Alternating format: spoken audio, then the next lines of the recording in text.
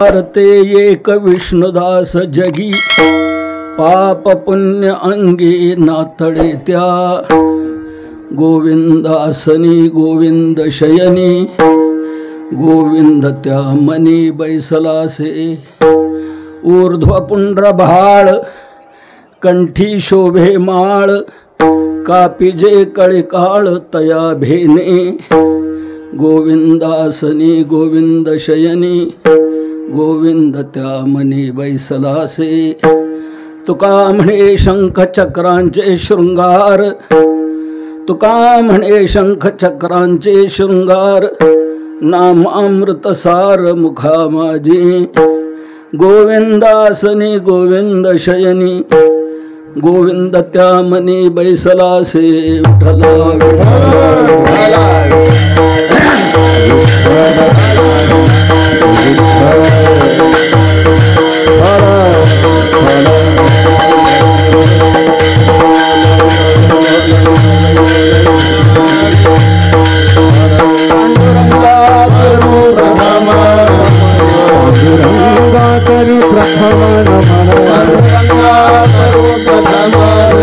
पांडुरंगा करू प्रथम नमन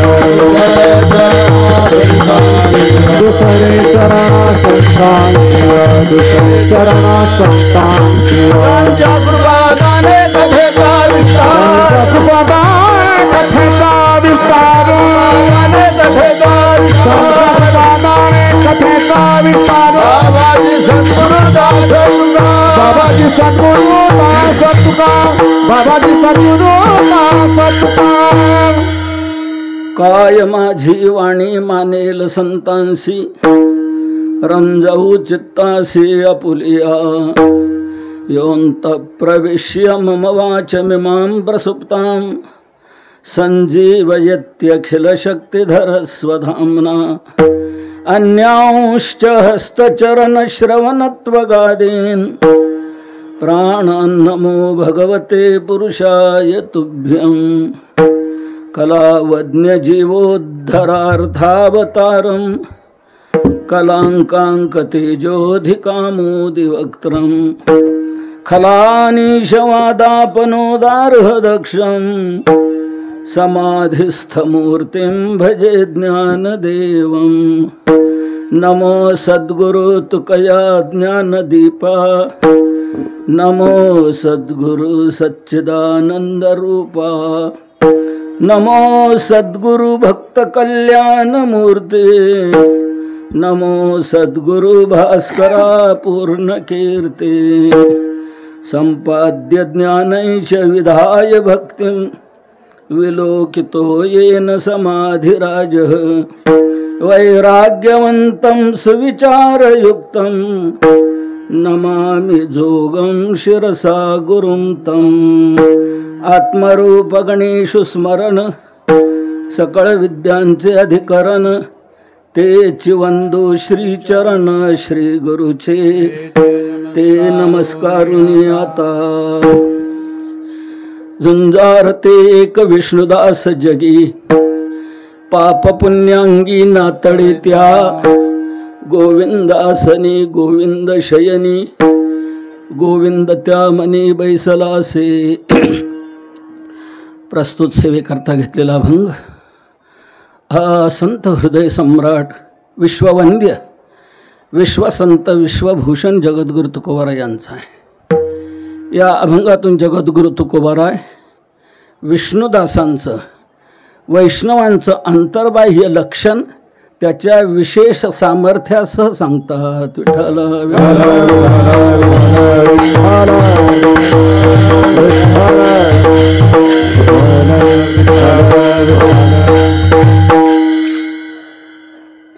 विष्णुदासाच्या पुण्यस्मरणाच्या निमित्तानेच हा पंचदिनी महोत्सव या ठिकाणी संपन्न होतो आहे.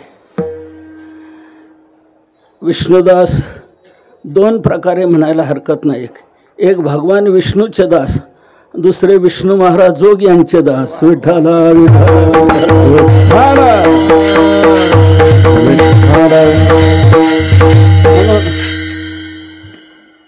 माझे जीवलग वैकुंठवासी हरिभक्त परायण परमपूज्य परमश्रद्धेय रामचंद्र बाबा रघुनाथ भोदे. बोधे इथं चुकीचं झालेलं आहे. भोदे आडनाव आहे. भडजीचं आहे. बदकाचा नाही. रामचंद्र रघुनाथ भोदे असं नाव आहे. काय तेव्हा बाबांच्या पंचम पुण्य स्मरणाच्या निमित्ताने हा पंचदिनी महोत्सव या ठिकाणी संपन्न होतो आहे. बाबांचा ना आमचा म्हणजे जवळजवळ 58 वर्षाचा सहवासाचा काल.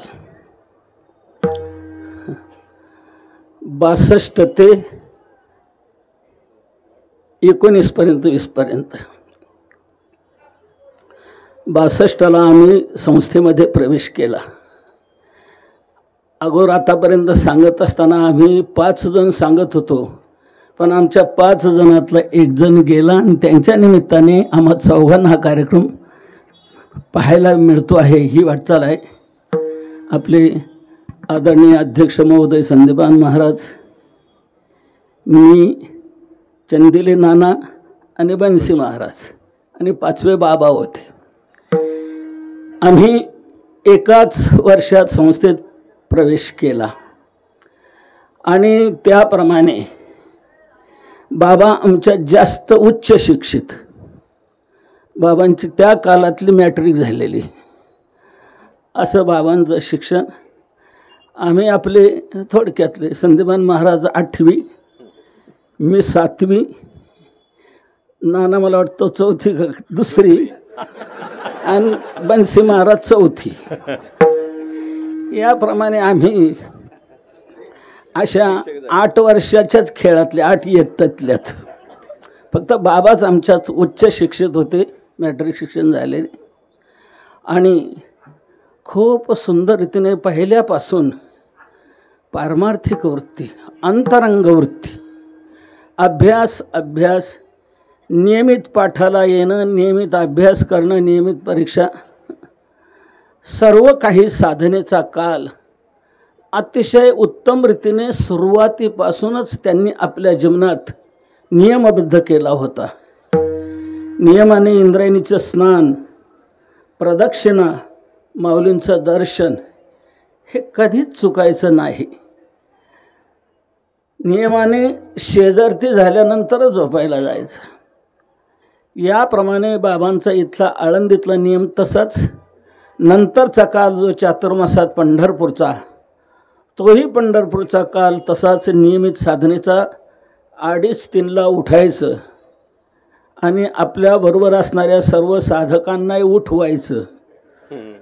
माझं निरंतर जागविती. त्यांनी जागवण्याचं काम खूप चांगल्या प्रकारे केलं.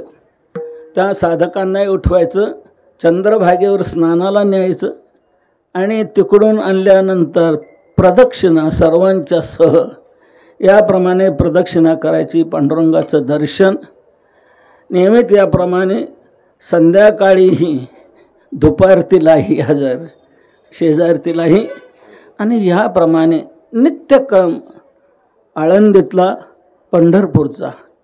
या साधनेत कधीच ढिलेपणा व्हायचा नाही. साधना ही अत्यंत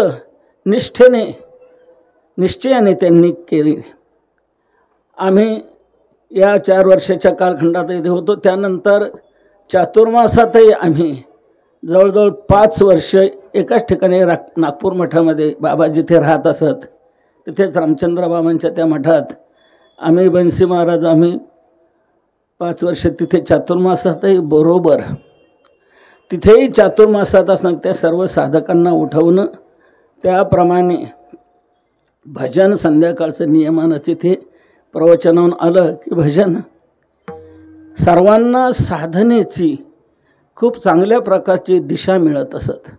बरेचसे चातुर्मासात राहणारे विद्यार्थी आणि त्या विद्यार्थ्यांना ही एक मूलभूत साधना त्यांच्या अंगी बांधून त्या मुलांना पुढे इथे संस्थेत कार्तिकेला आल्यावर आपल्या संस्थेमध्ये प्रवेश घ्यायला सांगत असत. नवीनांना प्रवेश घ्यायला सांगत असत आणि सुटलेल्यांना सांगत असत तुम्ही आता काय करणार आहे, कीर्तनात कर झेंडायचं काय, काहीतरी आपल्या जीवनाची साधना केली पाहिजे म्हणून ज्ञानेश्वरी पाठ करा, गाथा पाठ करा, हे बाबांनी आवर्जून सुटलेल्या मुलांनाही सांगावं आणि त्यांच्याकडून ज्ञानेश्वरी गाथा पाठ करून घ्याव्या. त्यांनी 4थ्या वर्षाचा काल आपला असतो, 4थ्याची ठाई काहीची करणी नाही, पण त्या 4थ्या वर्षाच्या कालखंडामध्ये त्यांनी आपली साधना सोडली नाही, फक्त एक साधना म्हटलं सोडली आणि ती साधना म्हणजे कंबर बांधून कीर्तन करण्याची. बाबांनी 4थ्या वर्षी असतानाही कीर्तन कधी केलं नाही आणि कीर्तन करणार नाही. मला कीर्तन जगायचं आहे, कीर्तन करायचं नाही. कीर्तन जगायचं आहे, कीर्तनावर जगायचंही नाही. विठ्ठल विठ्ठल हो,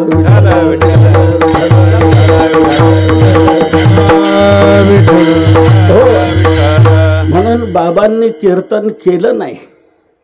अभ्यास सर्व चांगला होता, पण कीर्तन करायचं नाही. मला कीर्तन जगून दाखवायचं आहे आणि त्याप्रमाणे बाबांनी सर्व साधना नियमित अगदी पूर्णतः चांगल्या प्रकारे केली. पायी वारीची ही साधना, पायी वारी कधी सुटली नाही. जोपर्यंत प्रकृती चांगली होती तोपर्यंत नियमाने यायचेच आणि पायी वारीला माऊली निघायच्या वेळेला तिथे हजर आणि आरती झाल्यानंतरच बाहेर पडायचं. विसावा झाल्यानंतरही विसाव्याला निघायच्या अगोदरच बाबा हजर, विसावा संपला की बसणं. त्याशिवाय माऊलीबरोबर, माऊली चाललेले आहेत आणि आपण बसायचं नाही, आपण बाहेर जायचं नाही. कट्टरतेने नियमाने साधना केली. पाणी प्यायचं नाही, मध्ये काही घ्यायचं नाही. अशी खूप वर्ष साधना बरोबर चालत राहिली. ती साधना बराचसा काळ आम्ही बरोबरच, काही काळ बंसी महाराज सुटले, नंतर बाबा काही दिवस चालत होते, नंतर बाबाही मग शेवटी प्रकृतीच्या अनुकूलता नसल्यामुळे नंतर वारीला, पायी वारीला येणं बंद झालं. पण पंढरपूरला मात्र जाणं ते बंद झालं नाही. आषाढी कार्तिकी पंढरीची वारी साधन निर्धारी आन नाही. अगदी निश्चयाने ते साधन कार्तिकी आषाढी हे कधीच चुकले नाही. नियमाने कुठेही सप्ताहाला गेले, कार्यक्रमाला गेले की त्या सप्ताहातल्या त्या संयोजकाला काळजीच नाही सप्ताहाची. त्याने आपलं कुठे इकडे तिकडे हिंडावं, नियोजन करावं गावातलं पंक्तीचं आणि मंदिरातले, सप्ताहातले, मंडपातले कार्यक्रम सर्व बाबांनी पार पाडावे. कुठल्याही सप्ताह जिथे जाते तिथे. माझ्या गावी तुकारामवाडीला सातत्याने 25 वर्षे नियमाने येत होते. मूर्ती स्थापना आमच्या तुकारामवाडीची झाल्यापासून सातत्याने 25 वर्षे मंडप घालायच्या अगोदर आदल्या दिवशी मुक्कामी आणि काला झाल्यावर मंडप निघून गेल्यावर मग बाबा जायचे. नियमाने भजन, प्रवचन, हरिपाठ, कीर्तन. बाबांनी कीर्तन केलं नाही, पण कीर्तनकारही चांगले घडवले. कीर्तनकारांना आपल्या सहवासात आलेल्यांनाही खूप चांगल्या प्रकारे आपण कसं वागलं पाहिजे, कसं राहिलं पाहिजे हे धडे त्यांनी द्यावेत. म्हणून बाबांचा साधनेचा इतका कट्टरतेचा भाग होता, आचारसंहितेचा इतका महत्त्वाचा भाग होता की कोणत्याही कीर्तनकाराला बाबांचा एक धाकच असायचा. बाबा आहेत, आपण जपून बोललं पाहिजे आणि वेळेत कीर्तन संपवलं पाहिजे. पूर्वीच्या कालखंडात मात्र सुरुवातीचा जोपर्यंत चांगला शारीरिक प्रकृती अनुकूल असण्याचा त्यांचा काल होता तोपर्यंत मात्र त्यांनी या बाबतीत इतकं लक्ष घातलं नाही. गुरुवर्य नथसिंग बाबांच्या दौऱ्यामध्ये सातत्याने असायचे आणि त्या दौऱ्यामध्येही सर्व कार्यक्रम जिथे असतील तिथे बाबांनी नियमाने ते पार पाडायचे आणि बाबांच्या धाकं बाकीच्यांनी बरोबर यायचं आणि वेळेत तिथे राहायचं. कीर्तन वेळेत सुरू करणं, वेळ पूर्वीच्या कालखंडामध्ये बाबांनी कधी मात्र कीर्तनकारांना धाक जास्त दिला नाही. सुरुवातीच्या काळात, त्या काळामध्ये माझ्यासारख्याला देखील उशिरा सोडून आता सर्वांना माहीत आहे माझं कीर्तन लांबतं, कधीच वेळेत सुटत नाही. अर्धा तास तरी नक्की जास्त जाणारच. पण बाबांनी मात्र माझ्या कीर्तनाला कधीच विरोध केला नाही. कधीच म्हटलं नाही आवरलं पाहिजे का.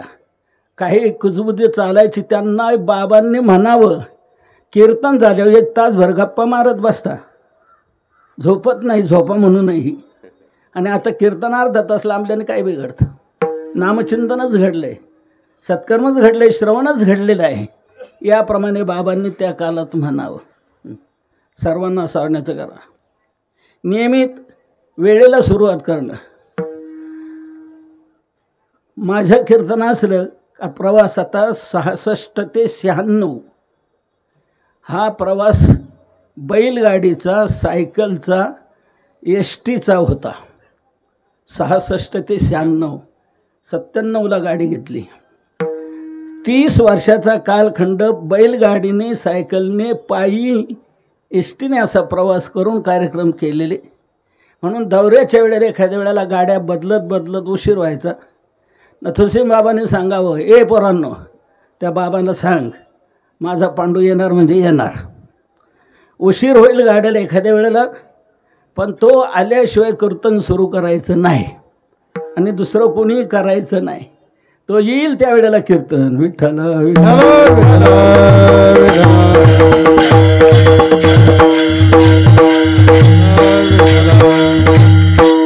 या प्रकारे अगोदरच्या कालामध्ये बाबांनी कधीच किती कीर्तन लांबलं तरी कधी याबाबत भावना व्यक्त केली नाही. पण नंतरच्या शेवटच्या कालखंडामध्ये शरीर ज्या वेळेला जास्तच सक्षम राहिलं नाही त्यावेळेला मग मात्र बाबांनी थोडंसं काटेकोरपणा ठेवला आणि नियमित कीर्तनकाराने कीर्तन संपवलं पाहिजे, वेळेला संपवलं पाहिजे, हा बाबांचा धाक असायचा. कीर्तनकाराने कीर्तन केल्यानंतर कीर्तन संपवण्याचा अधिकार कीर्तनकाराचा नव्हता, बाबांचा असायचा. म्हणजे कीर्तनकाराला जय विठ्ठल म्हणण्याची पाळी कधी आली नाही. बाबांनी जय विठ्ठल म्हणून कीर्तन संपवावं. शेवटची चाल वेळ झाला तर व्हायचीच नाही, बाबांनी लगेच जय विठ्ठल करावं. म्हणजे कीर्तनकारांनाही जय विठ्ठल म्हणण्याचा अधिकार नव्हता बाबांच्या काळात. जय विठ्ठल कीर्तन संपवण्याचा अधिकारही बाबांकडे होता. सर्वांना धाक, आमचं तर या सोडून पण चैतन्य महाराजांना देखील धाक वाटायचा. बाबा आहेत म्हणजे वेळेत कीर्तन संपवलं पाहिजे. असे बाबांची एक नियमाची निष्ठा होती, साधनेची निष्ठा होती. सर्व कीर्तनकाराने धाक असायचा. कोणीही बाबांच्या पुढे काही बोलायचं नाही. बाबा म्हणेल त्याला मान्यता द्यावी लागायची, हो म्हणावं लागायचं. साधनेत सर्व बाबतीत याप्रमाणे बाबांचं जीवन अतिशय नियमबद्ध, निष्ठाबद्ध जीवन होतं बाबांचं.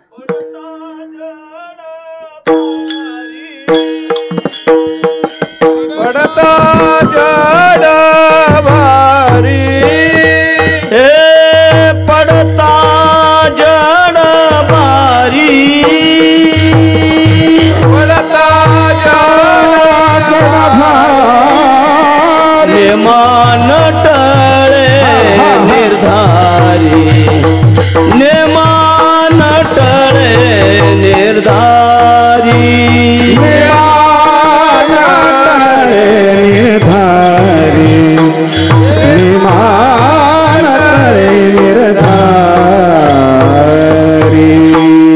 पडता जड भारी, नेमा नटळे निर्धारी. कितीही कठीण परिस्थिती असली तरी नियम कधी चुकवायचा नाही. एका दिंडी सोहळ्यात वाळवंट जाता जाता फोगड्या खेळण्यात फोगडी एकाची त्यांच्या अंगावर आली, दुसऱ्याची फुगडी त्यांच्या अंगावर आली, त्यांना पाडलं गेलं आणि खुबा त्यावेळेला हे घसरला गेला. पण इतकी चालण्याची परिस्थिती अवघड असायची, बसण्याची परिस्थिती अवघड असायची, पण कधी साधना सोडली नाही. नियमाने गंगेचं स्नान, नियमाने पांडुरंगाचं दर्शन, प्रदक्षिणाही सातत्याने राहिले. एरवी असं उगीच कसे झोपणं नाही. रात्रीची तेच 11 ते 2:30-3 पर्यंत बस झोप. दिवसा कधीच असं पडून झोपायचं नाही. गाथा पुढं. बाबा भेटायला गेलं कधी असलं का, कधी तिथे पाहतं बाबा बसलेले आहेत, गाथा पुढे आहे, वाचन चालू आहे, वाचता वाचताही डुकली यायचे पण खाली पडायचे नाही. इतकी बाबांची नियमाची साधना, निष्ठेची साधना होती. गाथ्यावरची तुकोबारांची अतिशय निष्ठा होती. तुकोबारांच्या गाथावर अतिशय, गाथा म्हणजे बाबांचं जीवन म्हणजे गाथा, गाथा म्हणजे बाबा आणि बाबा म्हणजे गाथा, अशा प्रकारचं जीवन. गाथा संस्थेतून सुटल्यानंतर डोंगरावर जाऊन गाथा पूर्ण पाठ केलेला होता. बाबांनी परीक्षाही दिलेल्या होत्या. तर याप्रमाणे साधनेचं जीवन, कीर्तनाचं यथार्थ जीवन बाबा जगले. त्या प्रकारची वाटचाल बाबांनी केली. नित्य नामस्मरण, भजन, साधना ही कधी सुटायची नाही. म्हणून त्याप्रमाणे पालखी सोहळ्याबरोबर देखील कीर्तनालाही जाणं नियमाने बाबांचं असायचं, काकड्यालाही येणं असायचं. तर असं साधनामय बाबांचं जीवन. म्हणून सर्व संस्थेतील जुन्याही लोकांना आणि नवीनही पिढीला सर्वांना एक बाबांचं जीवन आदर्श असं जीवन होतं. म्हणून आज बाबांचं या संस्थेत देखील विशेष महत्त्वाचं स्थान. अन्यांना तितकं स्थान मिळालं नाही, पण बाबांना मात्र अधिक पटीने स्थान मिळालं. संस्थेच्या सर्व विश्वस्तांमध्येही सर्वांना मान्य असं बाबांचं जीवन सर्वांना आवडणारं असं होतं.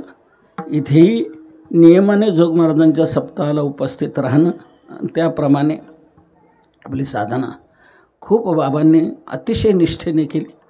आता शेवटच्या काही कालखंडामध्ये थोडासा ॲक्सिडेंटचा थोडासा संबंध पुण्यात झाला आणि त्यानंतर मग त्याच्यातून बाहेर जास्त काही पडता आलं नाही.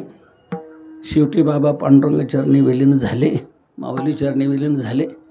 त्यांचं हे पंचम पुण्यस्मरण संपन्न होत आहे. पुण्यतिथी त्यांचीच, ज्यांनी काही जीवनात पुण्य संपादन केलेलं आहे आणि इतरांनाही पुण्य मार्गाला लावलेलं आहे त्यांचीच पुण्यतिथी.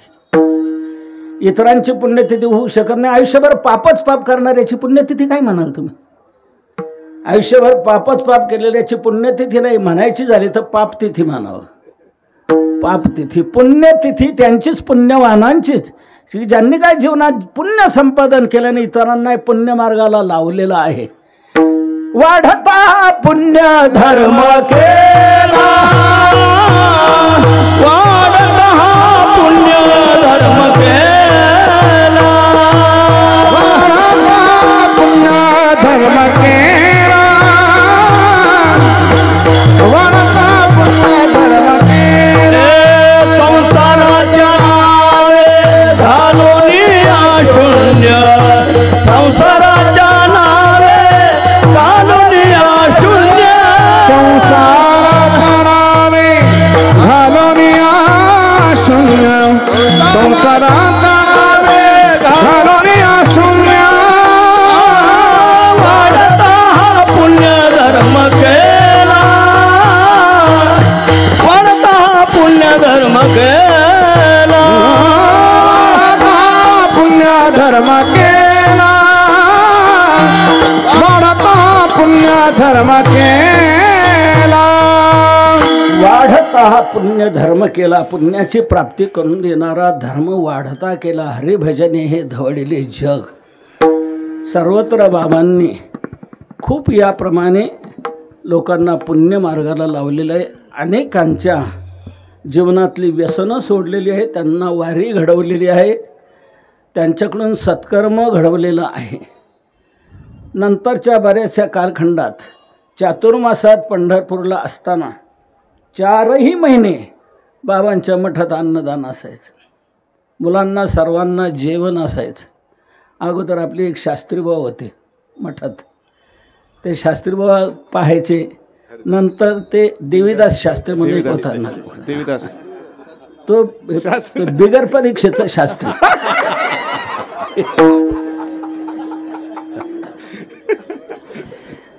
तो तिथे व्यवस्थापक म्हणून होता. आपण चातुर्मास असताना नंतरच्या कालखंडामध्ये मग मात्र बाबांचे पितांबर महाराज, हे पितांबर महाराजांनी सर्व व्यवस्थापन चालवावं. बाबांनी कधी पैशाला हात लावायचा नाही, काय नाही, काय ते पितांबर बाबांनी काय करायचं ते करत राहायचं. अन्नदान झालं पाहिजे, मुलांना जेवण मिळालं पाहिजे. तर या प्रकारे तिथे चातुर्मासात सर्व मुलांना जेवण बाबांच्या मठात असायचं. खूप सुंदर नियोजन पितांबर. जे ज्याचे जेवण तेची याचकाशी दान, तेची याचकाशी दान. जे ज्याचे जेवण तेची याचकाशी दान.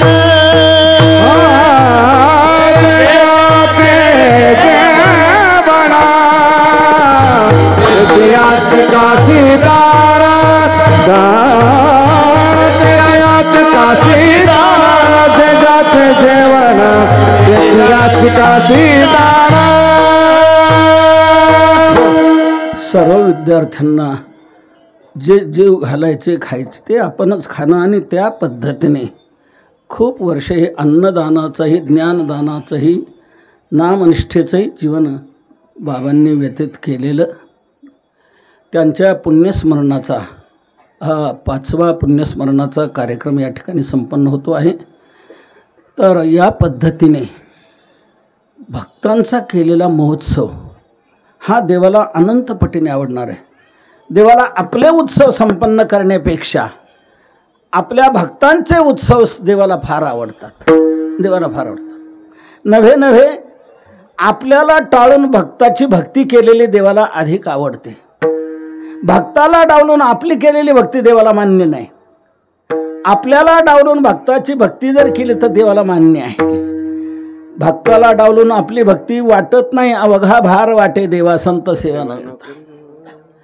म्हणून आपल्या भक्तांची केलेली भक्ती ही देवाला अधिक आवडते. भक्तांचं गुणगान केलेलं देवाला खूप आवडतं.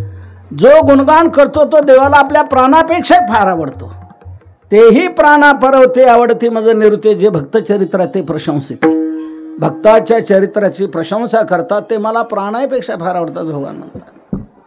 इतकंच नव्हे, भगवान म्हणतात सर्व जगाचं आराध्य दैवत मी आहे, पण माझंही एक दैवत आहे. देवा तुझं दैवत कोणतं? तर देव आपलं दैवत सांगतात. माझ्या प्रेमळ भक्तांची वार्ता जे दुसऱ्यांना सांगतात ते माझ्या प्रेमळ भक्तांची वार्ता सांगणारे माझं परमदैवत आहे. पै प्रेमळाची वार्ता जे अनुवादती पंडुसुता ते मानू परमदेवता आपुली आम्ही. भगवान म्हणतात आम्ही आमची ती परमदेवता म्हणतो. म्हणून भक्ताचं गुणगान केलेलं देवाला अनंत पटीने आवडणार असं आहे. म्हणून भगवान आपल्या भक्तांना खरा भक्त मानतच नाही. भगवान कोणाला भक्त म्हणतो? आपल्या भक्तांची जे भक्ती करतात त्यांनाच भगवान आपला भक्त समजतो. केवळ आपलीच भक्ती करणारा जो आहे त्याला भगवान भक्त मानायलाच तयार नाहीत. आत्मपुराणात देवाने स्वतः म्हटलेलं आहे, ये मे भक्त जना पार्थ न मे भक्ताश्चते जनाः. हे पार्थ, ये मे भक्त जनाः ते मे भक्त जनाः न. जे माझी भक्ती करतायत ते माझे खरे भक्त नाहीत. मग देवा खरे भक्त तुझे कोण? भगवान सांगतात मद भक्तानाम तुये भक्ताः ते मे भक्त तमामताः. मद भक्तानाम ये भक्ताः. माझ्या भक्तांचे जे भक्त आहेत तेच मी भक्त तमामता, तेच मी श्रेष्ठ असे भक्त मानतो. म्हणून आपल्या भक्तांची केलेली भक्ती, भक्तांचे केलेले उत्सव हे आपल्या उत्सवापेक्षा देवाला अनंत पटीने आवडतात. नव्हे नव्हे देवाने ते आपलं ब्रीद केलेलं आहे की आपल्या भक्तांचा सोहळा करणं. प्रत्यक्ष रुक्मिणी मातेने देवालाही आठवण करून दिलेली आहे की देवा आपल्या दासांचा सोहळा करणं हे तुमचं ब्रीद आहे की नाही. आपुल्या दासाचा संभ्रम सोहळा, आपुल्या दासाचा संभ्रम सोहळा, आपुल्या दासाचा संभ्रम सोहळा, आपुल्या दासाचा संभ्रम सोहळा, आपुल्या दासाचा संभ्रम सोहळा, आपुल्या दासाचा संभ्रम सोहळा, आपुल्या दासाचा संभ्रम सोहळा, आपुल्या दासाचा संभ्रम सोहळा. करणे गोपाळा प्रीत तुमचे, करणे गोपाळा प्रीत तुमचे, करणे गोपाळा प्रीत तुमचे, करणे गोपाळा प्रीत तुमचे. आपुल्या दासाचा संभ्रम सोहळा, करणे गोपाळा प्रीत तुमचे.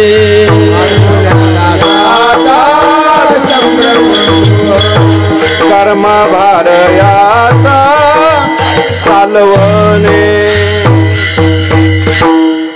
आपल्या दासाचा संभ्रम सोहळा करणे हे गोपाळा ब्रीद तुमचे. आपल्या दासाचा सोहळा करणं हे देवाचं ब्रीद आहे. म्हणून आपल्या दासाचे केलेले उत्सव हे देवाला अतिशय आवडणारे आहेत. म्हणून आज विष्णुदासांचा हा पंचम पुण्यस्मरण सोहळा आहे. मी सांगितलं विष्णूचा दास आणि विष्णूचे दास. जोग महाराजांचं नाव विष्णूच होतं.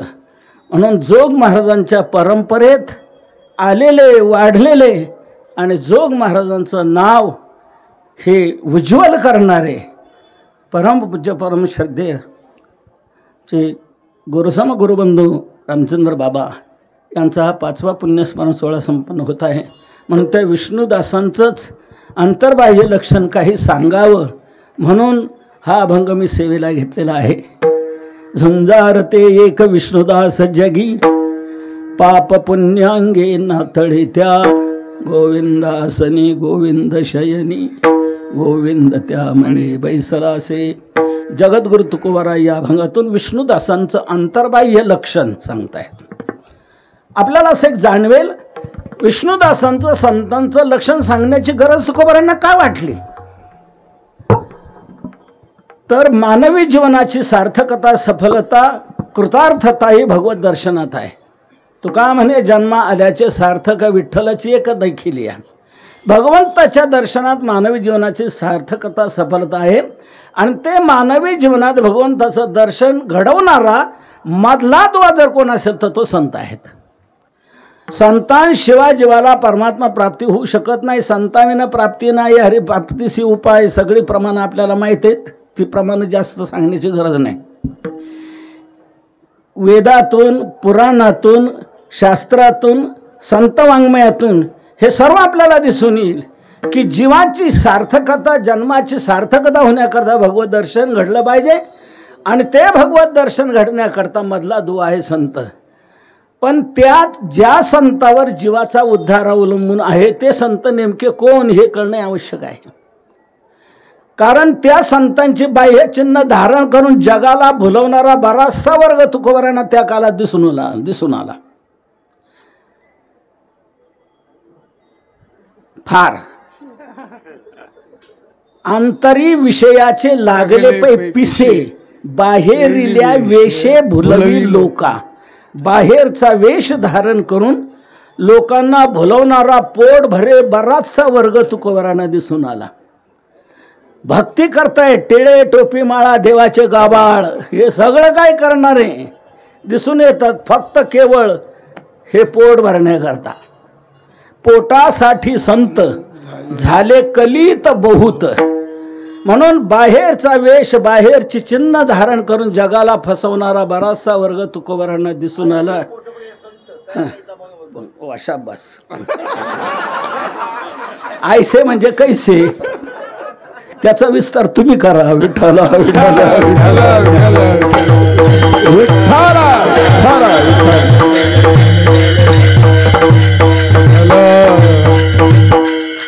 तेव्हा असा बाह्य चिन्ह धारण करून जगाला फसवणारा बराचसा वर्ग दिसून आला. त्यांच्या मागे लागल्यानंतर जीवांची फसवणूक होईल, परमात्मा प्राप्ती तर दुरावेल आणि शेवटी अन्यथा त्याचं पतन होईल.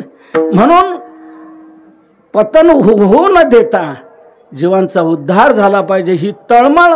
म्हणून तुकोबाराने विचार केला, खरे संत कोण, खरे विष्णुदास कोण हे समजून दिलं पाहिजे.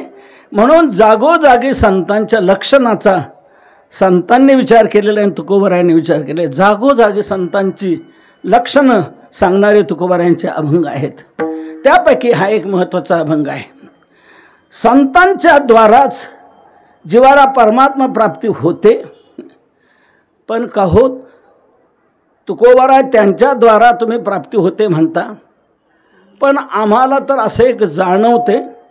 उपनिषदात म्हटलेलं आहे, नायमात्मा बलहीनेन लभ्य, अयम आत्मा बलहीनेन लभ्य न. बलहीनाकडून हा आत्मा प्राप्त होणारा नाही, आत्मदर्शन घडणार नाही. बलहीनाकडून जर घडू शकत नाही तर तुमचे संत, तुमचे वैष्णव हे तर किती दुर्बल आम्हाला दिसून येतात, बलहीन दिसून येतात. बाकीच्यांचं द्या सोडून तुकोबारा तुम्हालाच त्या मुंबई गोसाव्याने मारलं की नाही, मुंबाजी गोसाव्याने,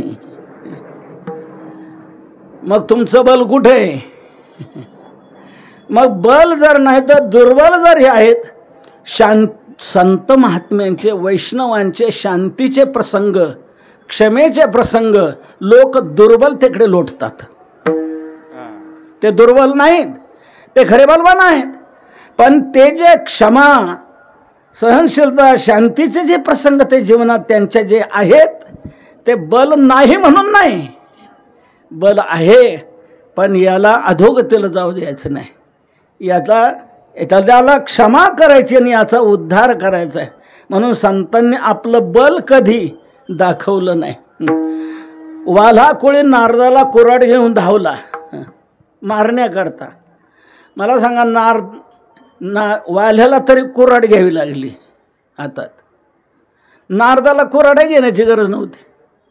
नारदाने मनात नुसता संकल्प केला असता वाल्या मेला पाहिजे, वाल्याची राग झाली असती, त्या क्षणात संपलं असतं वाल्या. पण नारदांनी ते केलं नाही.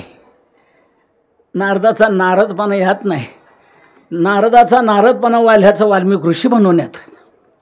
म्हणून संतांच्या क्षमेचे प्रसंग, दुर्बलतेचे प्रसंग, सहनशीलतेचे प्रसंग लोक दुर्बलतेकडे रोडतात, बलराहित्याकडे ते लावतात. तुकोबारा म्हणतात, अरे बाबा, या क्षमेच्या प्रसंगावरून, या क्षमाशीलतेवरून तू संतांना, विष्णुदासांना दुर्बल समजतोस काय, बलहीन समजतोस काय? नाही. अरे ते विष्णुदास नेमके खरे कसे आहेत सांगू तुला. या पूर्ण जगाचा जर विचार केला तर या सर्व जगाच्या विचारामध्ये खरे झुंजार, खरे शूरवीर जर कोण दिसून येतील तर ते एक विष्णुदासच आहेत. हेच तुकोबारा अभंगाच्या पहिल्या चरणात. झुंजार ते एक विष्णुदास जागी, झुंजार ते एक विष्णुदास जागी, झुंजार ते एक विष्णुदास जागी, झुंजार ते एक विष्णुदास जागी. पाप पुण्यांगी नाथ त्या, पाप पुण्यांगी नाथ रे त्या, पाप पुण्य अंगी नाथ रे त्या, पाप पुण्यांगी नाथ रे त्या. तुकोबारा म्हणतात, या पूर्ण जगाचा जर विचार केला तर या जगामध्ये खरे झुंजार, खरे शूरवीर, खरे लढवय्ये जर कोण असतील तर ते आमचे विष्णुदासच आहेत. झुंजार ते एक विष्णुदास जगी. जगात जग कशाला म्हणतात? या तिघांना जग म्हटलं जातं. देव, मनुष्य, स्थावर, यया नाव जगडंबर. देव, मनुष्य, स्थावर. स्थावरात पहा, मनुष्यात पहा, देवात पहा, कुठे पहा, परंतु यांच्यात खरं शूरत्व नाहीये. खरे शूरत्व, खरे शूरवीर, झुंजार, योद्धे, लढवय्ये जर कोण असतील तर ते आमचे एक विष्णुदासच आहेत. जगी ते एक विष्णुदास झुंजार. जगात तेच एक विष्णुदास झुंजार आहेत. झुंज देणारे आहेत, लढवय्ये आहेत, खरे योद्धे आहेत, बलवान आहेत. ते आम्ही वीर झुंजार, करू जगमदाढे मार. झुंजार आहेत.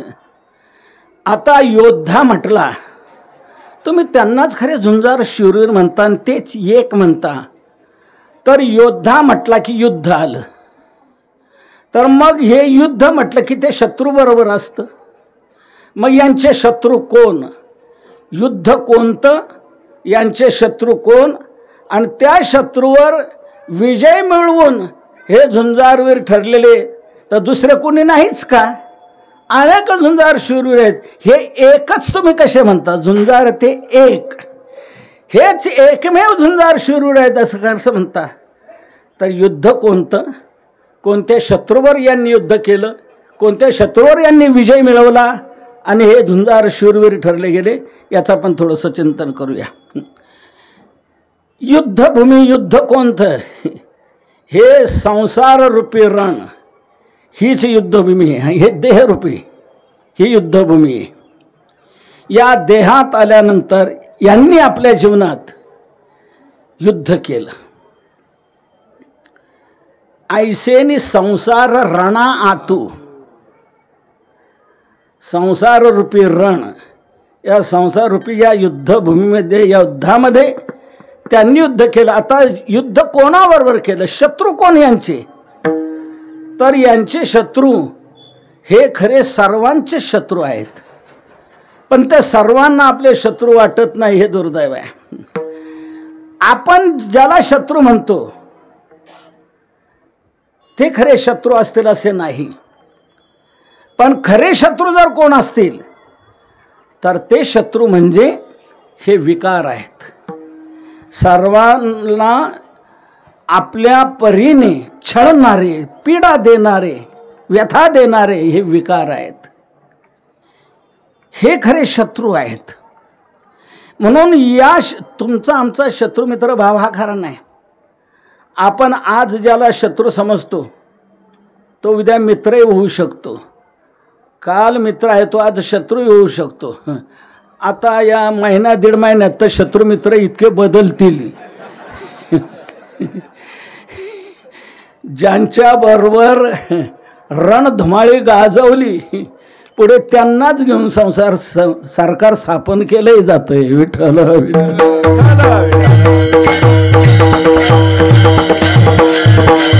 जे शत्रू आपण ते आज मित्र, आजचे कालचे मित्र ते आजचे शत्रू होतात. म्हणून हा शत्रुमित्र भाव हा बदलला जातो आहे. पण खरे जीवाचे शत्रू कोण आहेत? तर ते हे विकार आहेत. विकार मी म्हणत नाही, प्रत्यक्ष भगवंताने म्हटलंय, ज्ञानोबारांनी त्याचा विस्तार केला. अथकेन प्रयुक्तोयम पापंचरती पुरुष. त्याच्यावर उत्तर देताना भगवंताने काय दिले? काम एष, क्रोध एष, रजोगुण समुद्भव, हा महाशनो महापापमा विद्धेन मिह वैरिणम. वैरिणम विद्धीयेनम, यांना तू वैरी समज. काम, क्रोधादी, लोभादी हे जे विकार आहेत हे खरे आपले वैरी आहे. हे जीविताचे वैरी म्हणून या, हे खरे शत्रू आहेत आपले. म्हणून एवं बुद्धे परम बुद्ध्वा संस्तभ्यात्मान आत्मना जहि शत्रुम महाबाहो कामरूपम दुरासदम. हे विकार हेच खरे आपले शत्रू आहेत. आणि शत्रू जे असतात ते आपल्याला योग्य चांगलं चालू देत नाही. ते आडवे येतात, आडवे होतात, आपल्याला आडवे येतात. तेथ आडवावया आले दोष वैरी जे धोपटले तया माझे पहिले देहांकार अहंकारम बलंदर्पम कामं क्रोधम परिग्रहम. हे विकार खरे शत्रू आहेत. म्हणून या विकारांना ज्यांनी जिंकलंय ते खरे शूरवीर आहेत. हे विकार अतिशय मारक आहेत. यांनी सगळ्यांना लोळवलेलं आहे. मोठमोठे तपस्वी ऋषी देखील यांनी गांजलेले आहेत. कामाजी कोतवाल याने नागविले बहुतांशी. जमदग्नी दुर्वास नाडिले महान ऋषी. भयंकर यांना धक्के दिलेले आहेत या विकारांनी. पण याही विकारांवर विजय मिळवणारे खरे शूरवीर म्हणजे विष्णुदास आहेत, वैष्णव आहेत. या संतांनी, या वैष्णवांनी या विकारांवर विजय मिळवला. म्हणून तुकोबरा म्हणतात, आमच्या जीवनात युद्धाचा प्रसंग दिवसाचा आहे असं नाही, रात्रंदिवस आम्हा युद्धाचा प्रसंग. रात्रंदिवस आम्हा युद्धाचा प्रसंग. रात्रंदिवस आम्हा युद्धाचा प्रसंग. रात्रंदिवस आम्हा युद्धाचा प्रसंग. अंतर्बाह्य जग आणि मन, अंतर्बाह्य जग आणि मन. अंतर्बाह्य जग आणि मन, अंतर्बाह्य जग आणि मन. तुकोबारा म्हणतात, रात्री दिवस आम्हा युद्धाचा प्रसंग. आंतरबाह्य जग आणि मन. बाह्य जग आणि अंतर्मन. बाह्य जगाबरोबर आमचं युद्ध आणि आत्मनाबरोबर आमचं युद्ध. मनाबरोबर का? हे सगळे विकार मनाच्या आश्रयाने असतात. वैकुंठवासी परमपूज्य गुरुवारी घोलेबा नेहमी म्हणायचे, काम संकल्प विचिकित्सा श्रद्धा अश्रद्धा धृतीर धृती रीर धीर बीर इत्येतत् सर्व मन येव. हे सर्व मनाचे विकार आहे. हे मनाच्या आश्रयाने सर्व राहतात. म्हणून या मनाबरोबर आम्हाला युद्ध करावं लागतं. ह्या विकारांबरोबर आम्हाला युद्ध करावं लागतं आहे. आणि विष्णुदासांनी, वैष्णवांनी या विकारांवर विजय मिळवला, या विकारांना पराजित केलं. म्हणून या विकारावर विजय मिळवणारे असल्यामुळे हेच खरे झुंजार आहेत, हेच खरे योद्धे आहेत. तुका म्हणे शूर झालो बाहेर आलो संसारा, जिंकावा संसार येणे नावे तरी शूर. आम्ही याच्यावर विजय मिळवला, ह्या शत्रूंवर विजय मिळवला. शंकराचार्यांची एक शतप्रश्नोत्तरी आहे. त्या 100 प्रश्न त्याच्यावर उत्तर शंकराचार्यांनी दिलेले आहेत. तर त्यामध्ये शूरांमध्ये श्रेष्ठ शूर कोण असं शंकराचार्यांनी प्रश्न केलेला आहे. शूरान महाशूर तमोस्ति कोवा. शूरान महाशूर तमहा. शूरांमध्ये महाशूरतम, शूरतर, शूर, शूरतर आणि शूरतम म्हणजे सर्वात उच्च. शूरान महाशूर तमोस्ति कोवा. आचार्यांनीच लगेच उत्तर दिलंय, मनोज बाणै योन व्यथित. मनोज बाणैर, मनरूपी या बाणांनी जो व्यथित नाही, कामाच्या बाणांनी जो व्यथित नाही तो खरा आहे शूर. मनोज बाणै योन व्यथित. दुसरा एक ठिकाणी आहे कशूर तर यो ललना लोचन बाणैर नच व्यथित सहा शूर. विठ्ठल विठ्ठल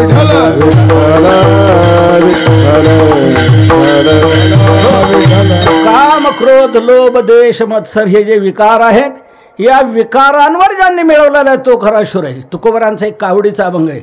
त्या कावडीच्या अभंगात तुकोबरा म्हणतात, आम्ही त्यालाच खरा शूर समजणार की ज्याला परस्त्री ही माते समान वाटते आणि परधन हे विषाप्रमाणे वाटत आहे आणि जीवित्व आपल्या स्वामीच्या कार्यात ज्याला तृणाप्रमाणे वाटत आहे त्यालाच आम्ही शूर म्हणणार. परावी नारी माऊली समान परधनी बाटले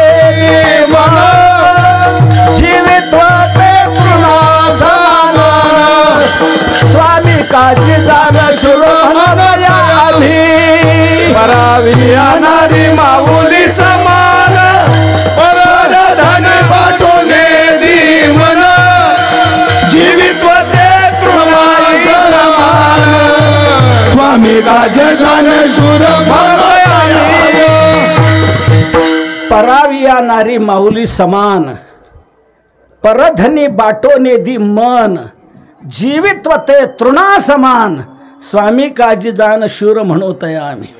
आम्ही त्याला शूर म्हणणार. परस्त्री ज्याला माता वाटते, परधन हे ज्याला विषाप्रमाणे वाटत आहे तो आहे खरा शूर. म्हणून या प्रकारे जाना पाठीशी घालून राखे दिना नाटाच्या अभंगात म्हटलेलं आहे. तर शूर हा तो आहे की ज्यांनी या विकारांवर विजय मिळवलेला आहे. तुकोबरायांकडे काही लोकांनी एक स्त्री बनवून पाठवली होती. तुकोबरायांनी सांगितलं, जाई होतो माते न करी सायास. कामावर विजय. मंबाजी गोसावीने काट्याने मारलं, त्याचे पाय दाबायला गेले, क्रोधावर विजय. शिवाजी महाराजांनी नजराणा पाठवला, तो परत पाठवला, दिवट्या छत्री घोडे हे तो बऱ्यात न पडे, आम्हा येथे पंढरी राया मज गोविशी कासया.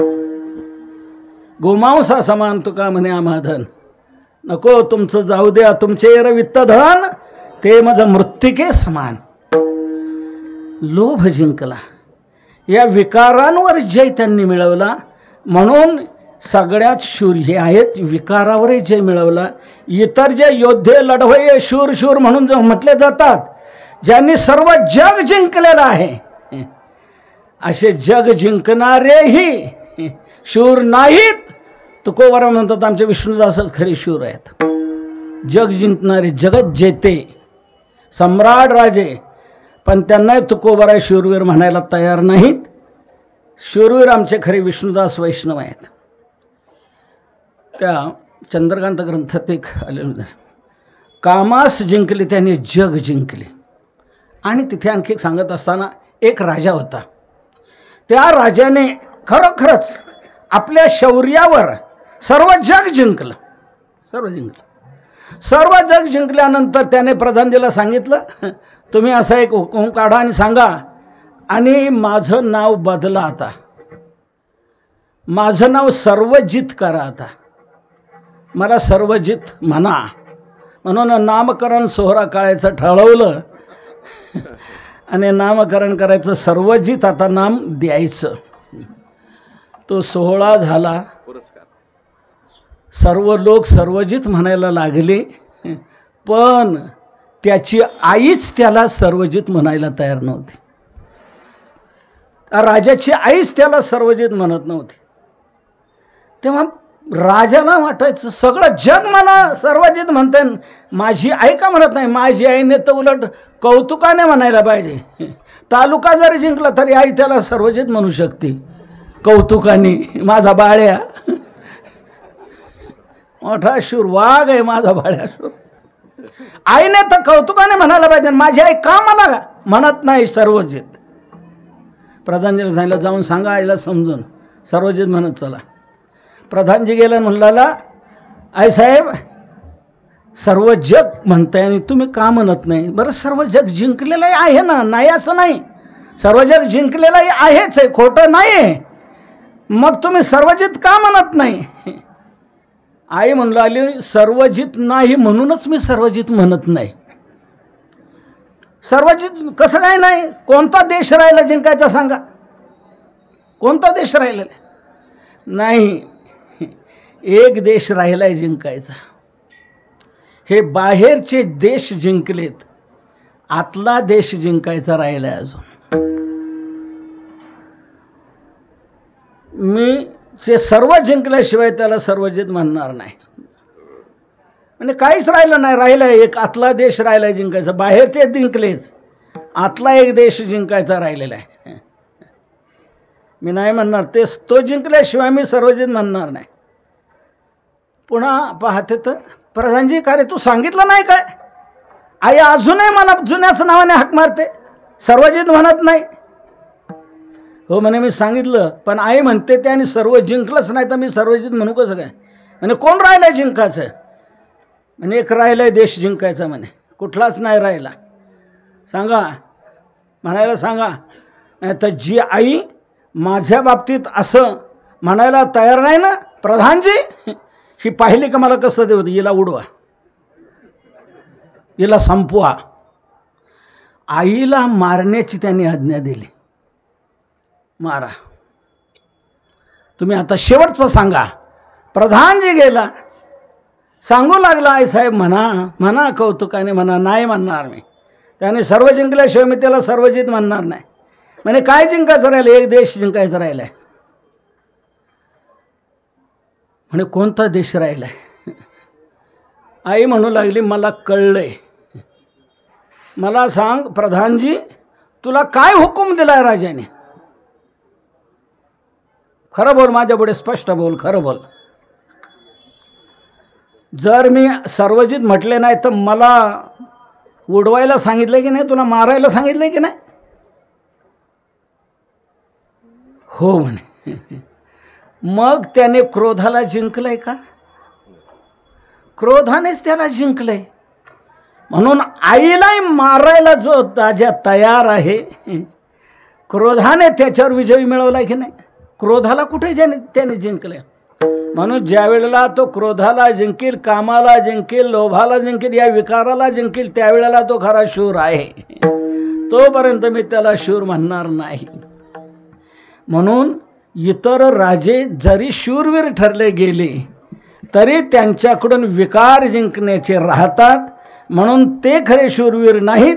विष्णुदासांनी मात्र या विकारांवरही विजय मिळवलेला असल्यामुळे हेच एकमेव जगात शूर आहेत. झुंजार ते एक, फक्त एक विष्णुदास हेच झुंजार शूरवीर आहेत, दुसरे कोणी शूरवीर नाही.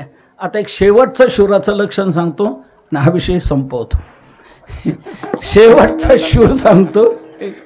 हे जग जिंकलं, हे विकार जिंकले, पण सर्वांवर ज्याची सत्ता आहे, सर्वावर ज्याची मालकी आहे, तो आहे देव. सर्वावर मालकी त्या देवाची आहे. पण त्या देवालाही ज्याने जिंकले,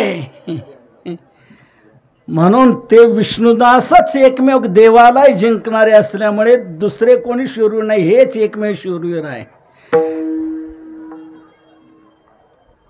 हेची शूरत्वाचे अंग हारी आणिला श्रीरंग. नम्र झाला भूता तेने कोंडिले अनंता. हेच शूरत्वाचे अंग हारी आणिला श्रीरंग. श्रीरंग हारी आणिला. श्रीरंगालाही हार खावी लागलेले यांच्या पुढे. म्हणून देवालाही ज्याने जिंकले, देवही ज्यांच्या ताब्यात, जेव्हा ज्यांच्या अधिकारात आहे, हूच देवाला करता येत नाही. देवाला कुठला निर्णय घ्यायचा झाला, काय म्हणायचं झालं तर त्यांना विचारा. संत म्हणतील ते प्रमाण, प्रमाण त्याच्या बोला. देव भक्ताचा अंकिला न पुसता जाता नये, खाली बैसताही बिहे. अवघा त्यांचा होय जीव भावा सहित. 28 युग झाली उभा आहे. किती कळ लागले असेल. 2 तासाच्या कीर्तनात आपल्याला कळ लागते. 2 तास जड जातात. टाळकऱ्यांना जड जातात असं नाही, गायकांनाही वादकांनाही जड जातात. नव्हे नव्हे कीर्तनकारांनाही जड जातात. काय काय कीर्तनकार बसून कीर्तन करतात. बसून कीर्तन करू नये,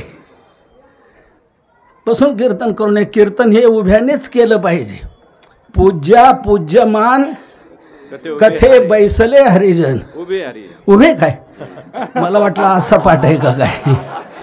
पूज्या पूज्यमान कथे उभे हरिजन, ज्याची कीर्ती वाखाणीती तेथे ओतली ते मूर्ती. ज्याची कीर्ती वाखाणीती, कीर्तीचं गुणगान करतायत ते कीर्तनकार, ते कीर्तन करतायत आणि भगवान त्यांच्या पुढे उभा आहे.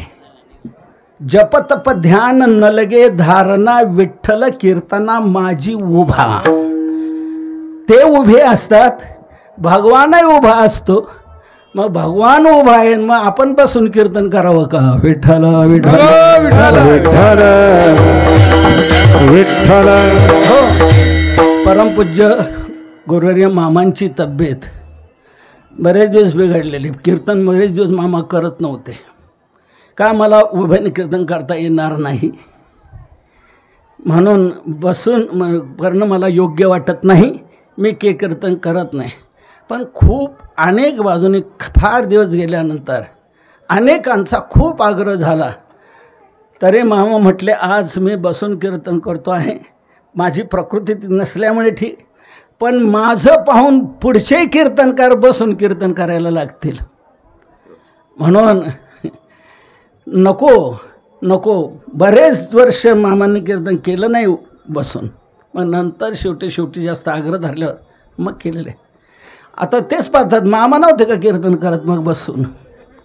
आता 25ीतले कीर्तनकार काय बसून कीर्तन करायला लागलेले आहेत. 25ीतले कीर्तन उभ्यानेच केलं पाहिजे. हा, कीर्तनकाराने नियम सांभाळला पाहिजे. भगवान उभा आहे, नेजल्याने गाता उभा नारायण. उभा नाही. भगवान हा उभा असतो. कीर्तना माझी विठ्ठल कीर्तना माझी उभा आपलं झालं एकदा प्रमाण. तर याप्रमाणे भगवान उभा आहे म्हणून कीर्तन. आता रंगोरंग भूमिका जे कीर्तनी उभे होतील लोका. भगवान उभा म्हणून उभ्याने कीर्तन करणं. चौगाचा भक्त नामा उभा कीर्तन. उभा कीर्तनी. कीर्तनी उभा म्हटले. नामदेवराय कीर्तनात उभे आहेत. तर याप्रमाणे कीर्तन रंग भरे कीर्तनात प्रेमे हरिदास नाचत. रंग भरे कीर्तनात प्रेमे हरिदास नाचत. तेथे असे देव उभा. तेथे असे देव उभा. देव उभा. तेथे असे देव उभा. तेथे असे देव उभा. रंग भरे कीर्तनात प्रेमे हरिदास नाचत. रंग भरे कीर्तनात प्रेमे हरिदास नाचत. तेथे असे देव उभा. हरे तेथे असे देव उभा. देव उभा. तेथे असे देव उभा. तेथे असे देव उभा. रंग भरे कीर्तनात प्रेमे हरिदास नाचत. तेथे असे देव उभा. भगवान उभा आहे तिथे. आणि कीर्तनात ते हे उभे आहेत का? नाचतात ना. रंग भरे कीर्तनात हलत नाही. प्रेमे हरिदास नाचत. मग आता बसून नसतं का? नाचण्याकरता तर उभंच पाहिजे ना. मग उभा असल्याशिवाय नाचता येणार नाही. म्हणून कीर्तनकाराने उभं राहायचं आणि भगवानही उभा राहतो आहे. म्हणून आपली ही वारकरी संप्रदायाची साधना या पद्धतीची आहे. अध्यक्ष महाराज आले नाही. मी अध्यक्ष महाराजांनी एक दिवस अर्धा तास भांडलेलो आहे. म्हटलं ज्या वेळेला तुमची तब्येत बरी नव्हती त्या काळात तुम्ही उभं केलं कीर्तन, बसून कीर्तन केलं. आता तब्येत बरी झालेली आहे, आता उभं राहून करत जा. इथं केलं. महाराष्ट्रभर सर्वत्र करायला पाहिजे. आळंदीत कार्तिकीत आषाढीतच पाहिजे असं नाही. तर अर्धा तास कमी करा म्हटलं महाराजांना. माझं झालं अर्धा तास भांडण झालं आमचं दोघांचं. आता आम्ही गुरुबंधू जाऊ बरोबर भांडणार आम्ही. विठ्ठल विठ्ठल विठ्ठल विठ्ठल विठ्ठल. थोडं कमी कमी करत झालं आणि उभं राहून कीर्तन केल्याने व्यायाम होईल, आणखी तब्येत चांगली होईल. जी शंका वाटते तुम्हाला चक्कर येईल का काय, ती चक्कर यायची बंद होईल. तर या प्रकारे कीर्तन या भगवंतातला हरी अन्न हेच खरं शूरत्वाचं अंग आहे. भगवंताला खाली बैसताही बिहे, याच्यावर आपण गेलो बाहेर. प्रमाण त्याच्या बोला देवभक्ताचा अंकिला न पुसता जाताने खाली बैसताही बिहे. खाली बसायला तो घाबरतो, उभाच राहतो. भगवान हा भक्ताच्या पुढे माघार घेतो, भक्ताला विजयी म्हणून घोषित करतो. म्हणून भगवंतावरही विजय मिळवणारे खरे झुंजार शूरवीर कोण असतील तर ते विष्णुदासच आहेत. म्हणून रामदास बाबांनी कधी बसून कीर्तन केलं? नाही काय कमी आहेत का? बऱ्याच कीर्तन त्याप्रमाणे वास्कर महाराजांनी आपल्या संस्थेच्या याच्या सुवर्ण महोत्सवात दिलेले होते कीर्तन. सुवर्ण महोत्सवाच्या वेळेला त्यावेळेलाही त्यांची तब्येत ठीक नसायची. त्यांनी एक असं तयार केलेलं होतं थोडंसं, त्याच्यावर असं नुसतं बसायचं, ते थोडंसं असल्यासारखं, पण बसून नाही कीर्तन केलं. तर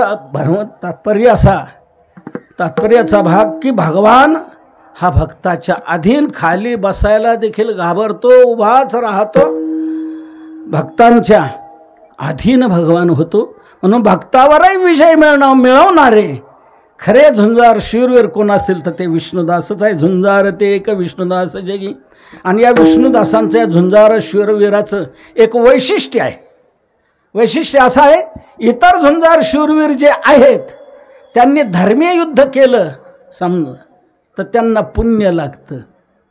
इतर शूरवीर हतो वा प्राप्स्यसी स्वर्गम जित्वा वा भोक्षसे महिम.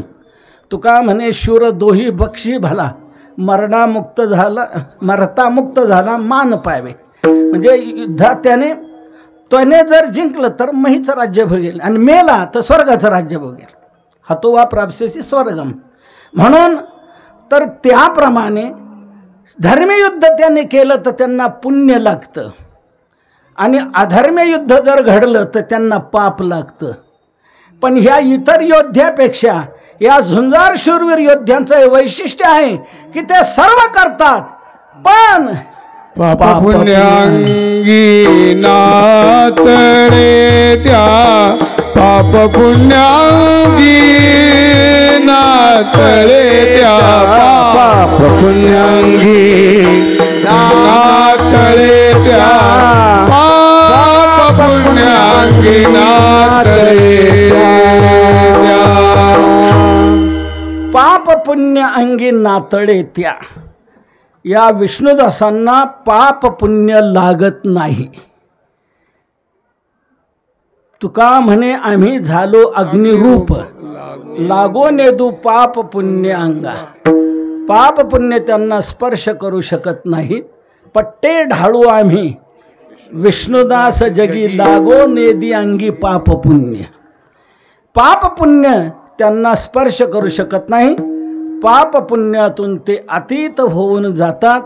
म्हणून या शूरवीरांचं हे आणखी वैशिष्ट्य आहे की या वैष्णवांना, या शूरवीरांना पाप पुण्य स्पर्श करू शकत नाही. पाप पुण्य अंगी नातळे त्या.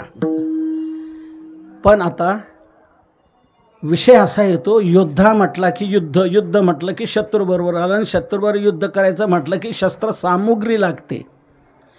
शस्त्र सामुग्रीशिवाय युद्ध होऊ शकत नाही.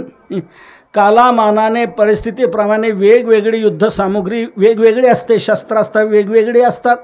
आता अणुयुद्ध सुरू झालं आहे एक प्रकारे, म्हणजे कालमानाने वेगवेगळ्या प्रकारची शस्त्र सामुग्री असते.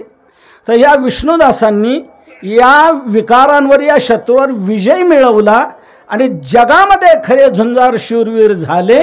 तर यांची शस्त्र सामुग्री कोणती, कोणत्या शस्त्र सामुग्रीच्या आधारावर यांनी या शत्रूंवर जय मिळवला, तर त्यांची ती युद्ध सामुग्री तुकोबाराय अभंगाच्या दुसऱ्या चरणात सांगतात. गोविंद सनी गोविंद शयनी गोविंद सनी गोविंद शयनी गोविंद गोविंद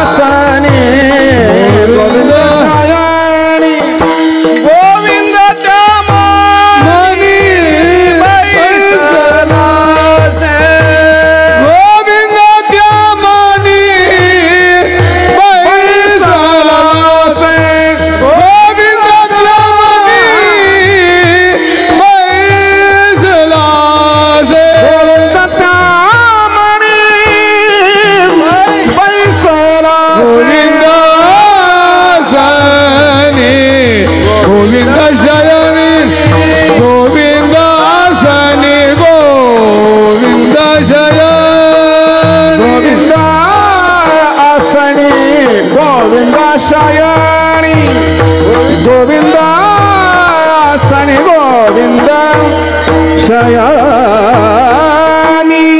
गोविंद आसनी गोविंद शयनी गोविंद त्या मने बैसला असे. ही या विष्णुदासांची शस्त्र सामुग्री नामचिंतन. या नामचिंतन या शस्त्राच्या आधाराने या विकारांवर त्यांनी विजय मिळवलेला आहे. हतिबान हरिनामाते वीर गर्जती विठ्ठलाचे. तुका म्हणे बाण हाची निर्वाणीचा नाही. ज्ञानदेवी मंत्र हरिनामाचे शस्त्र यमे कुळ गोत्र वर्जियेले. हातीबाण हरिनामाचे नाम हेच कोणी बाण. या बाणाने त्यांनी या शत्रूंवर विजय मिळवला. हे बाण आहे. नामचिंतन हे प्रभावी असं शस्त्र आहे. या शस्त्राच्या पुढे विकाराची घाबरगुंडी होते. पळून जातात. नामचिंतन असं हे प्रभावी शस्त्र आहे. हे सातत्याने नामचिंतन करतात. गोविंद आसनी गोविंद शयनी गोविंद त्या मनी बैसल असे. आसनी शयनी मनी या तिन्ही शब्दातून असा एक अर्थ आपल्याला घेता येतो की तिन्ही अवस्थेत त्यांचं नामचिंतन चालू असतं. जागृतीतही स्वप्नातही आणि सुषुप्तीतही. आसनी म्हणण्यातून जागृती घ्यावी, मनी म्हणण्यातून स्वप्नावस्था घ्यावी आणि शयनी म्हणण्यातून सुषुप्ती घ्यावी. विठ्ठल विठ्ठल विठ्ठल विठ्ठल त्यांचं नित्य नामस्मरण चालू असतं. दिन रजनी हाची धंदा. गोविंदाचे पवाडे दिवसाही आणि रात्रीही. रात्री नकळे दिवस न केळे अंगी खेळे दैवत आहे. म्हणून सतत तिन्ही अवस्थेमध्ये त्यांचं नामस्मरण चालू असतं. कोणी म्हणेल जागृतीत आम्ही मान्य करू. ते तितकं नाही मान्य होत, पण करू आम्ही एक वेळ. जागृतीत चालू असतं, पण स्वप्नात कसं काय आणि सुषुप्तीत कसं काय ना. जागृतीत तर सतत चालू असतं. मानायलाच पाहिजे. एक क्षणभर आहे ते विसावा घेत नाही. नेघे नेघे नेघे माझी वाचा विसावा, नाही का.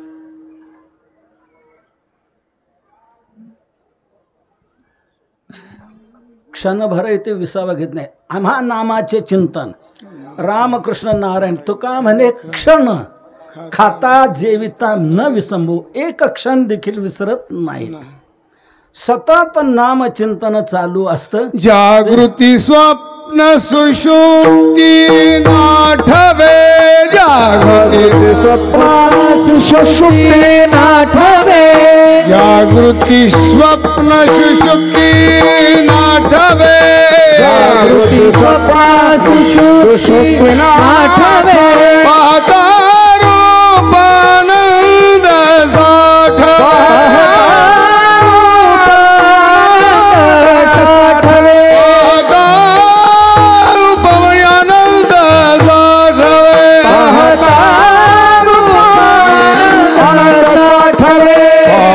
पांडुरंगी मन रंगले. पांडुरंगी मन रंगले. पांडुरंगी मन रंगले. पांडुरंगी मन रंगले. जागृती स्वप्न सुषुप्ती नाठवे. सतत नित्य त्यांचं नामचिंतन चालू असतं. मान्य करू आम्ही जागृतीत बस चालू, पण स्वप्नात कसं काय, सुषुप्तीत कसं काय. तर स्वप्नात आणि सुषुप्तीतही त्यांचं चालतं. कारण कसं, स्वप्न कोणतं पडतं, जागृतीत ज्याचं चिंतन असतं तेच स्वप्नात येत असतं. जागता जवासीजे जेने ध्याने भावना भावी. जे डोळा दागत खेव देखीजे तेची स्वप्न.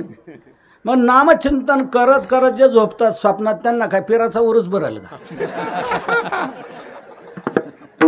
जागृतीत दिवस ज्याचं चिंतन तेच स्वप्नात येणार ना.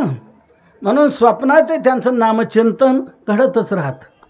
तसंच सुषुप्तीत देखील त्यांचं नामचिंतन घडत राहतं. सुषुप्तीत कसं काय, आता ते तर आम्हाला अजिबात कळत नाही. झोपेत कसं काय, झोपेत आहे सवय जागृतीची जी असते ती झोपेतही मोडत नसते.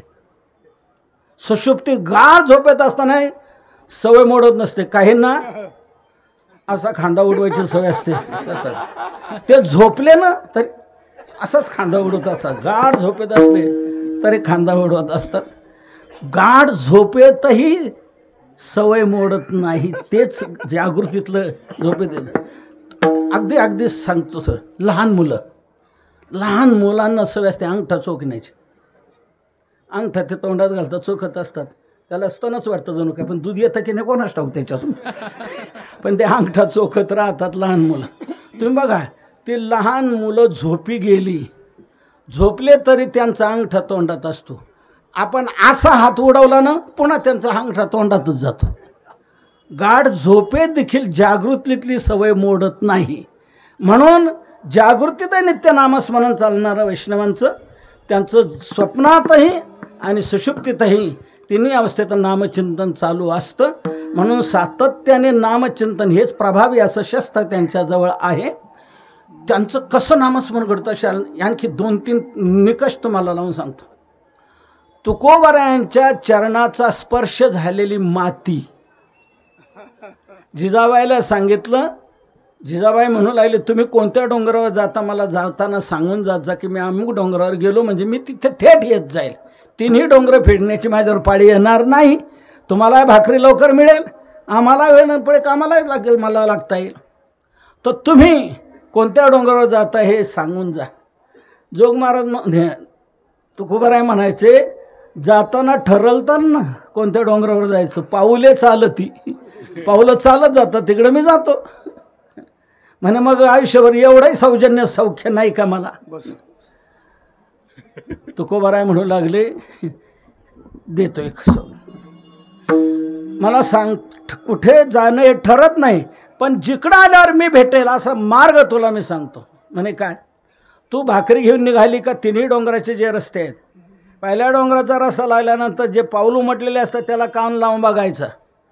त्या पावलातून विठ्ठल विठ्ठल ध्वनी आला तर त्या दिशेने मी गेलेलो आहे समजायचं आणि तिकडे यायचं. बरोबर तुला माझ्यापर्यंत येता येईल. जिजाबाईने भाकरी घेतलेली आहे, निघाली. घोरड्याचा रस्ता लागला पहिल्यांदा, कान लावून पाहिला, विठ्ठल विठ्ठल नाही. भंडाऱ्या डोंगराचा नंतर त्या पावलाला कान लावून पाहिला, विठ्ठल विठ्ठल नाही. नंतर भामचंद्र डोंगराच्या रस्त्याची पावलं उमटलेली पाहिली, कान लावून पाहिला, विठ्ठल विठ्ठल विठ्ठल ध्वनी आला. आणि त्याप्रमाणे जिजाबाई गेले डोंगरावर, तर बरोबर तुकोबाराय सापडले. तिथून पुढे मग मात्र जिजाबाईचं 3ही डोंगर फेरणं रोजचं काही राहिलं नाही. त्या पावलाला कान लावून पाहायचं आणि तिकडं जायचं की तुकोबारायांचं दर्शन व्हायचं, भेट व्हायची. मुद्दा लक्षात घ्या, एक क्षणाचा पावलाचा स्पर्श झालेला भूमीला, त्या मातीतून क्षणाच्या स्पर्शाने मातीतून विठ्ठल विठ्ठल ध्वनी निघतो. तर त्यांच्या शरीरातून नित्य नामचिंतन का होत नसतं. जनाबाईच्या गोवऱ्या हाताने क्षण गोवऱ्या थापलेल्या त्या गोवऱ्यातून विठ्ठल विठ्ठल ध्वनी निघायचा. नंतरही किती दिवसाने कबीर महाराजांनी तो ऐकला ध्वनी आणि भांडण मिटवलं जनाबाईचं. कथा लांब आहे, आपल्याला सांगायला नाही वेळात. तर त्या गोवरीतून विठ्ठल विठ्ठल ध्वनी निघाला. मग त्यांच्या जीवनात जिवंतपणे झोपेत नामचिंतन काय घडणार. आता शेवटचं सांगतो, मेल्यावरही ज्या शरीराला सवय झालेली नामचिंतनाची, मेल्यानंतरही त्या प्रेताच्या हाडातून विठ्ठल विठ्ठल ध्वनी येतो आहे. चोखोबाराय मंगळवेढ्याला मरण पावले, ते कुसू कडाडलं आणि त्याच्यात सापडले. 4 महिने याची रीतीने लोटले, कुसू कडाडले अकस्मात, तया खाली बहुमहार चूर झाले, चोख्याने अर्पिले प्राणदेव. वैशाख वद्य पंचमीला ही घटना घडली. चोखोबारायांचं तिथे मरण आलं. लोक चर्चा होऊ लागली, एवढा मोठा महात्माने कसं हे मरण असं आलं. मरणाविषयी लोक साशंकता मिळवतात, हे कसं काय. देवाला वाटू लागलं आपल्या चोखोबारायांचं महत्त्व लक्षात आणून द्यावं. म्हणून चोखोबारायांनी नामदेवरायांना सांगितलं, नामदेवा अरे जा तू आणि माझ्या चोखोबाच्या अस्थी घेऊन ये. म्हणे देवा तिथे खूप मैलेले आहेत, चोखोबांची कशावर ओळखायची मी. नामा म्हणे देवा कैशा ओळखाव्या. ओळखाव्या विठ्ठल नाम. भगवंताने सांगितलं विठ्ठल नाम जयामध्ये निघे. ज्या हाडातून विठ्ठल विठ्ठल असा ध्वनी ते माझ्या चोखोबाचा हाड आहे. म्हणून त्या नामदेवराय गेले तिथे उत्खनन चाललेलं होतं. सापळे बाहेर टाकतायत. नामदेवरायांचा मागे कार्यक्रम. इतर ज्या वेळेला चोखोबरायांचा सापळा लागला ते बाजूला काढलं नामदेवराने, ते घेतलं कानाला लावतं. विठ्ठल विठ्ठल विठ्ठल विठ्ठल असा ध्वनी येत होता. मेल्यानंतर त्या हाडातून विठ्ठल विठ्ठल ध्वनी येतो आहे. मग जिवंत असताना झोपेत त्यांच्याकडून नामचिंतन घडणार नाही का? नामदेवे अस्थि अनिल्या पारखोनी घेत चक्रपाणी पितांबरी. भगवंताने आपल्या पितांबरात त्या सर्व अस्थि घेतल्या आणि देवाने हातात घेतल्याबरोबर जिकडे तिकडे मोठा गजर झाला. देवाचे अंजुळी उठिला गजर, उठिला गजर, उठिला गजर, उठिला गजर. देवाचे अंजुळी उठिला गजर, उठिला गजर. देवाचे अंजुळी उठिला गजर, उठिला गजर. विठ्ठल नामे अंबर, विठ्ठल नामे अंबर गरजत से. विठ्ठल नामे अंबर, विठ्ठल नामे अंबर गरजत से. देवाचे अंचळी उठिला गजर, विठ्ठल नामे अंबर गरजत असे. आकाशात गजर होतो आहे विठ्ठल विठ्ठल विठ्ठल विठ्ठल. मग सांगा ते जिवंत असताना झोपेत त्यांचं विठ्ठल विठ्ठल नामस्मरण होणार नाही का? म्हणून गोविंद आसनी, गोविंद शयनी, गोविंद त्या म्हणे बैसला असे. हे महत्त्वाचं प्रभावी शस्त्र. हे शस्त्र हे विकारांवर विजय मिळवतं. सर्वांवर विजय मिळवणारं हे प्रभावी शस्त्र आहे नामचिंतन. एका जनार्दनी नित्य हरीचे कीर्तन, नित्य नामचिंतन, नित्य नामचिंतन चालतं. त्यामुळे तुका म्हणे नाम ज्याचे नासी क्रोध काम, हरिभवश्रम उच्चारिता वाचसी. ज्याचे नासी क्रोध काम, ज्याचे नाम काम क्रोध नाशी. ज्याचं नामचिंतन काम क्रोध लोभ हे सर्व विकार घालवतं.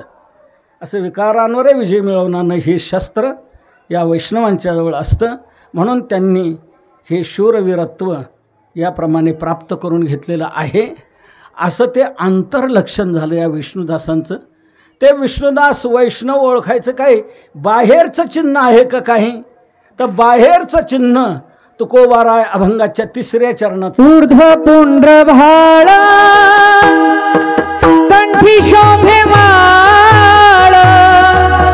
ऊर्ध्व पुंड्र भाळ कंठी शोभे माळ. पुंड्र भाळ कंठी शोभे माळ. ऊर्ध्व पुंड्र भाळ कंठी शोभे माळ. ऊर्ध्व पुंड्र भाळ कंठी शोभे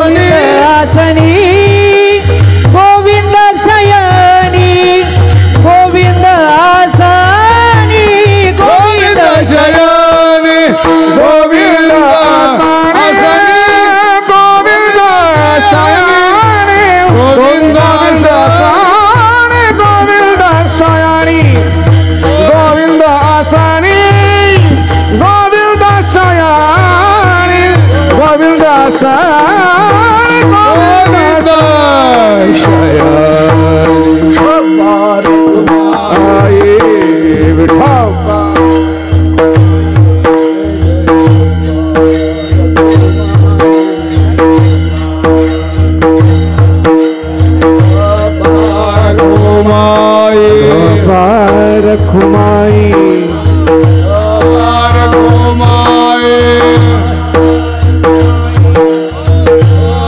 रखुमाई हो पार खुमाई हो पार खुमाई हो पार खुमाई हो पार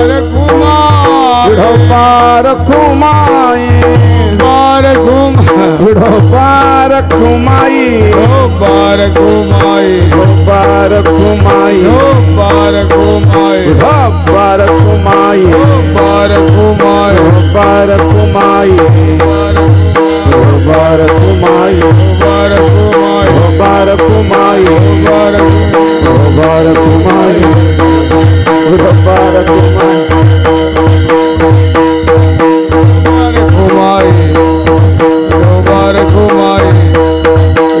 खुमाई हो पार खुमाई हो पार खुमाई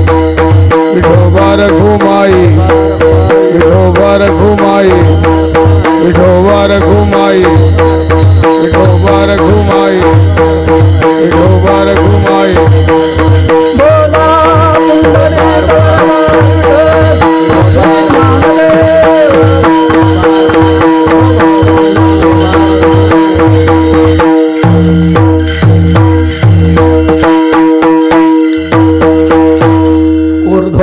भाळ कंठी शोभे माळ कापिजे कडे काळ तया भेने. त्यांच्या कपाळावर उभा गंध असतो, गळ्यात तुळशीची माळ शोभते. हार होता देवाला तो आवडतो म्हणून तुळशी हार गळा काश्य पितांबर तुळशी माळा घालून कंठी उभा विटेवरी जगजेठी. बर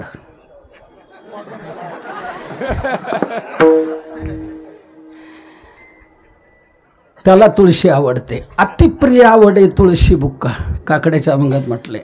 अतिप्रिय आवडे तुळशी. देवाला तुळशी फार आवडते म्हणून त्याने तुळशीचा हार आपल्या गळ्यात घालून घेतलाय. आणि ज्याच्या गळ्यात तुळशीची माळा असेल तोही देवाला फार आवडतो. आवडे देवासी तो ऐका प्रकार नामाचा उच्चार रात्रंदिवस तुळशी माळ गाळा. देवाला गळ्यात तुळशीची माळा असलेले आवडते म्हणून या विष्णुदासांना देवाला जे आवडतं ते करायचं म्हणून गळ्यात ते तुळशीची माळ घालतात. तुम्ही म्हणाले ते नुसतं माळ आहे, तुळशीचा शब्द कुठे? अन्यत्र आहे ना. कंठी मिरवा तुळशी व्रत करा एकादशी माळा शोभती कंठी. तुळशीची माळ वैष्णवे तुलसी माला. वैष्णवा तुळशींची माळ सांगितलेली आहे. शैवांमध्ये रुद्राक्षाची माळ आणि वैष्णवांमध्ये तुळशीची माळ ही गळ्यात धारण करायची असते. म्हणून हे विष्णुदास गळ्यात तुळशीची माळा धारण करतात आणि उभा गंध लावतात. ऊर्ध्व पुंड्र भाळ.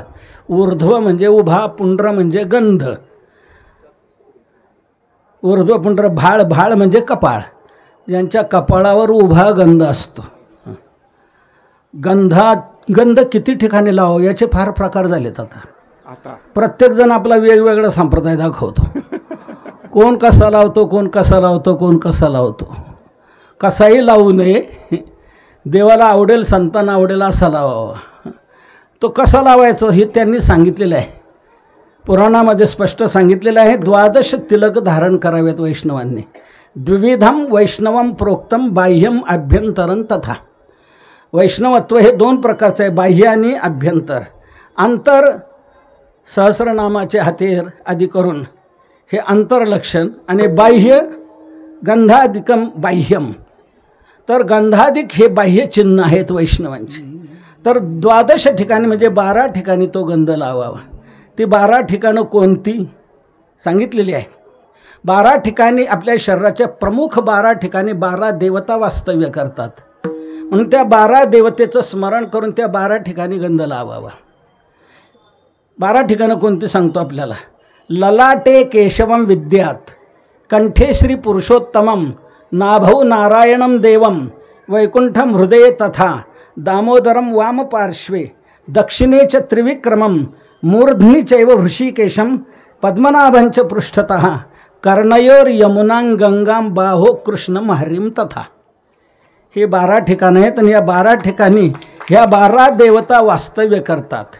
ललाटे केशवम विद्यात. ललाट म्हणजे कपाळ, कपाळावर केशव देवतेचं अधिष्ठान आहे म्हणून केशवाचं नाव घ्यायचं आणि कपाळावर गंध लावायचा.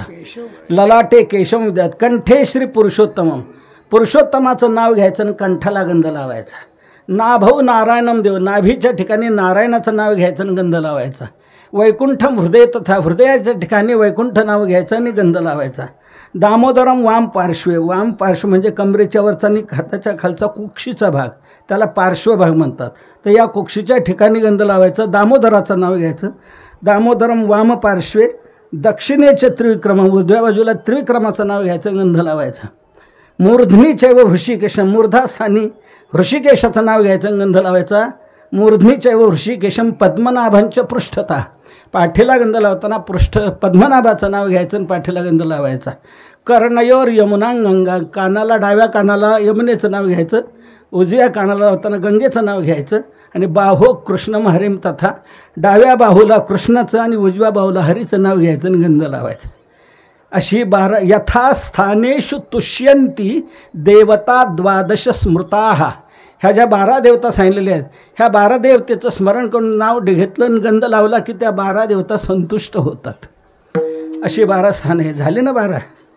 मोजा परत. कपाळी 1, कंठ 2, नाभी 3, हृदय 4, डावी कुक्षी 5, उजवी 6, मूर्धास्थान 7, पृष्ठभाग 8, डावा कान 9, उजवा कान 10, डावा हात 11, हा 12. तर अशी ही 12 ठिकाणं आहेत. तर या 12 ठिकाणी या 12 देवतांची नावं घ्यायची आणि हा गंध लावायचा, म्हणजे त्या देवता संतुष्ट होतात. आता 12 ठिकाणं झाली. फक्त आता विवाद्य प्रश्न आहे, कपाळाचा तेवढा भाग सांगतो. कपाळावर गंध लावायचा, तो कसा लावायचा? ऊर्ध्व पुंड्र भाळ म्हटले. ऊर्ध्व म्हणजे उभा, पुंड्र म्हणजे गंधन, भाळ म्हणजे कपाळ. कपाळावर गंध लावायचा. काही लोक इथून सुरुवात करतात गंध लावायला. इथून सुरुवात करायची नाही, इथून सुरुवात करायची. इथून हे एक स्वतंत्र अवयव, याला नाक असे म्हणतात. नाकावर गंध नाकावर गंध लावा असं सांगितलं नाही. ऊर्ध्व पुंड्र भाळ म्हटले. भाळ म्हणजे कपाळ. आणि कपाळ हे कुठे? इथून सुरू होते ते केसापर्यंत एवढा अवयव आहे, त्याला कपाळ अशी संज्ञा आहे.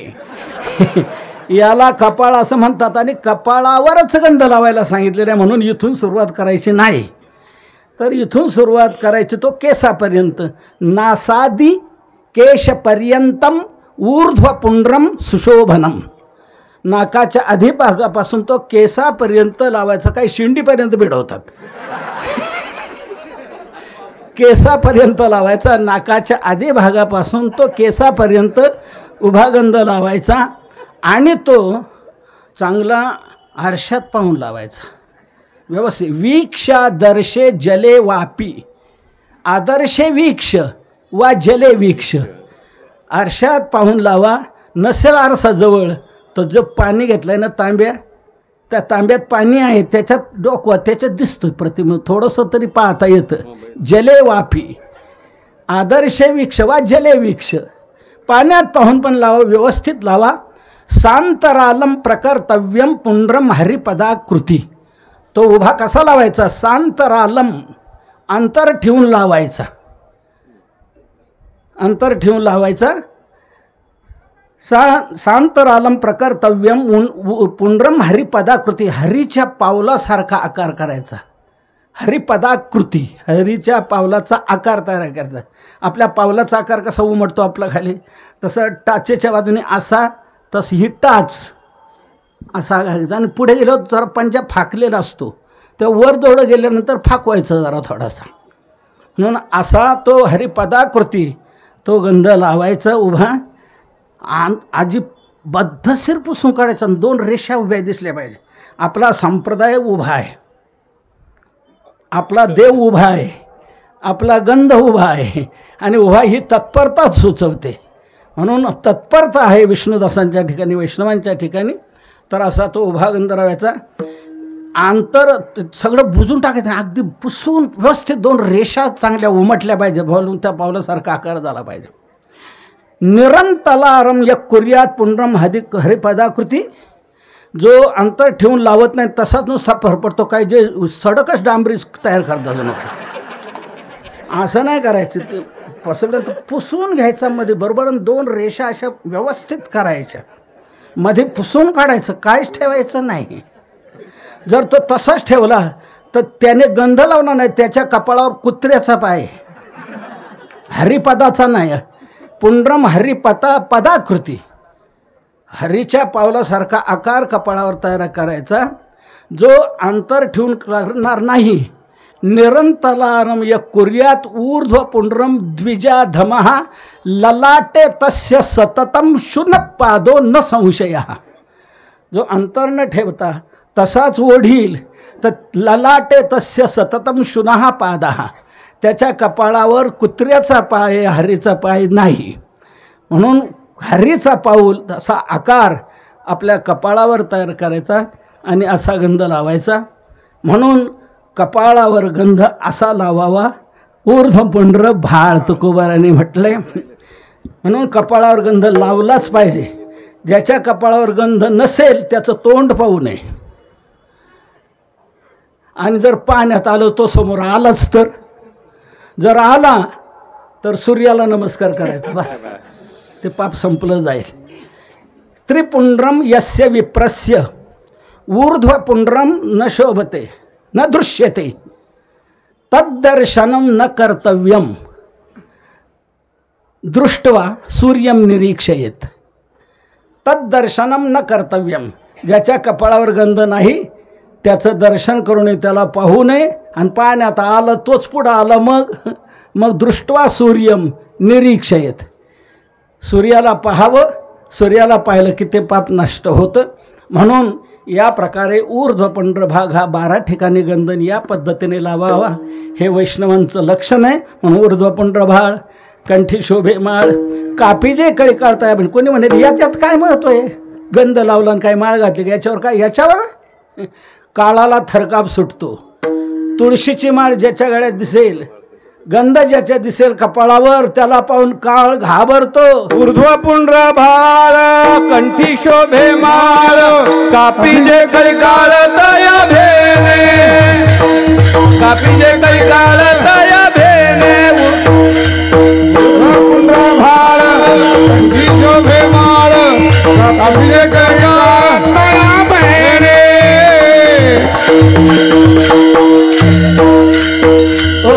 तुकोबारा म्हणतात, गंध पाहिला, माळ पाहिली का काळाला थरकाप सुटतो. काळ तिकडे येत नाही, तर पाहिला, गंध पाहिला की तिकडून निघून जातो, बाजूला जातो.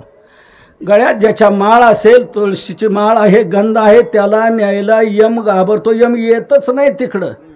यमाने आपल्या दूतांना सांगून ठेवलंय तिकडं जायचं नाही, त्या माळकऱ्यांकडे जायचं नाही, यमधर्म सांगितलं. गंध आहे त्यांच्याकडे जायचं नाही.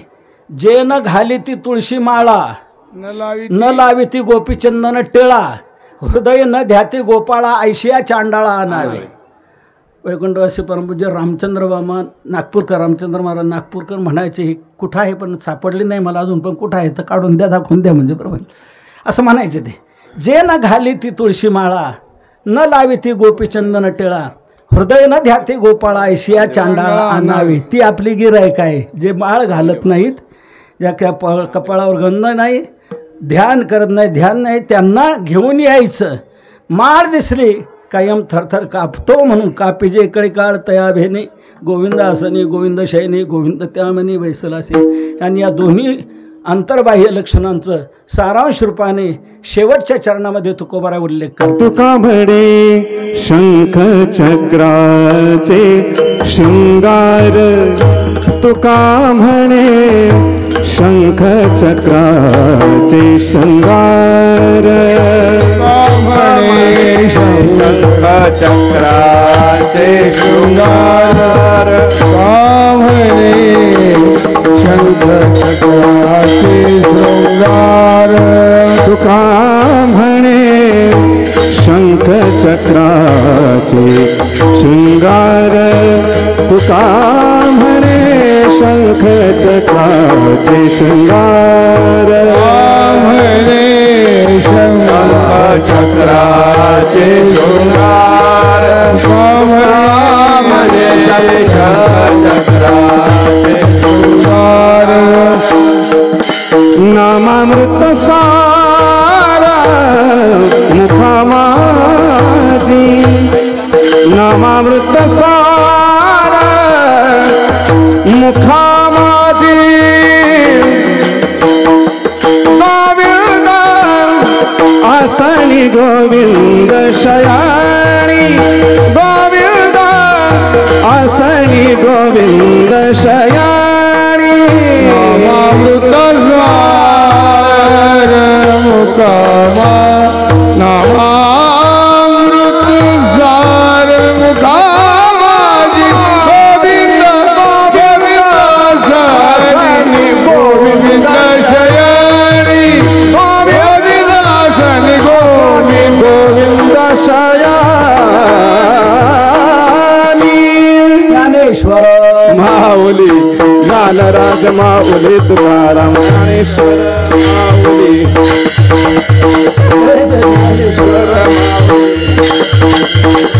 ज्ञानेश्वर माऊली ज्ञानेश्वर माऊली महाराजेश्वर माऊली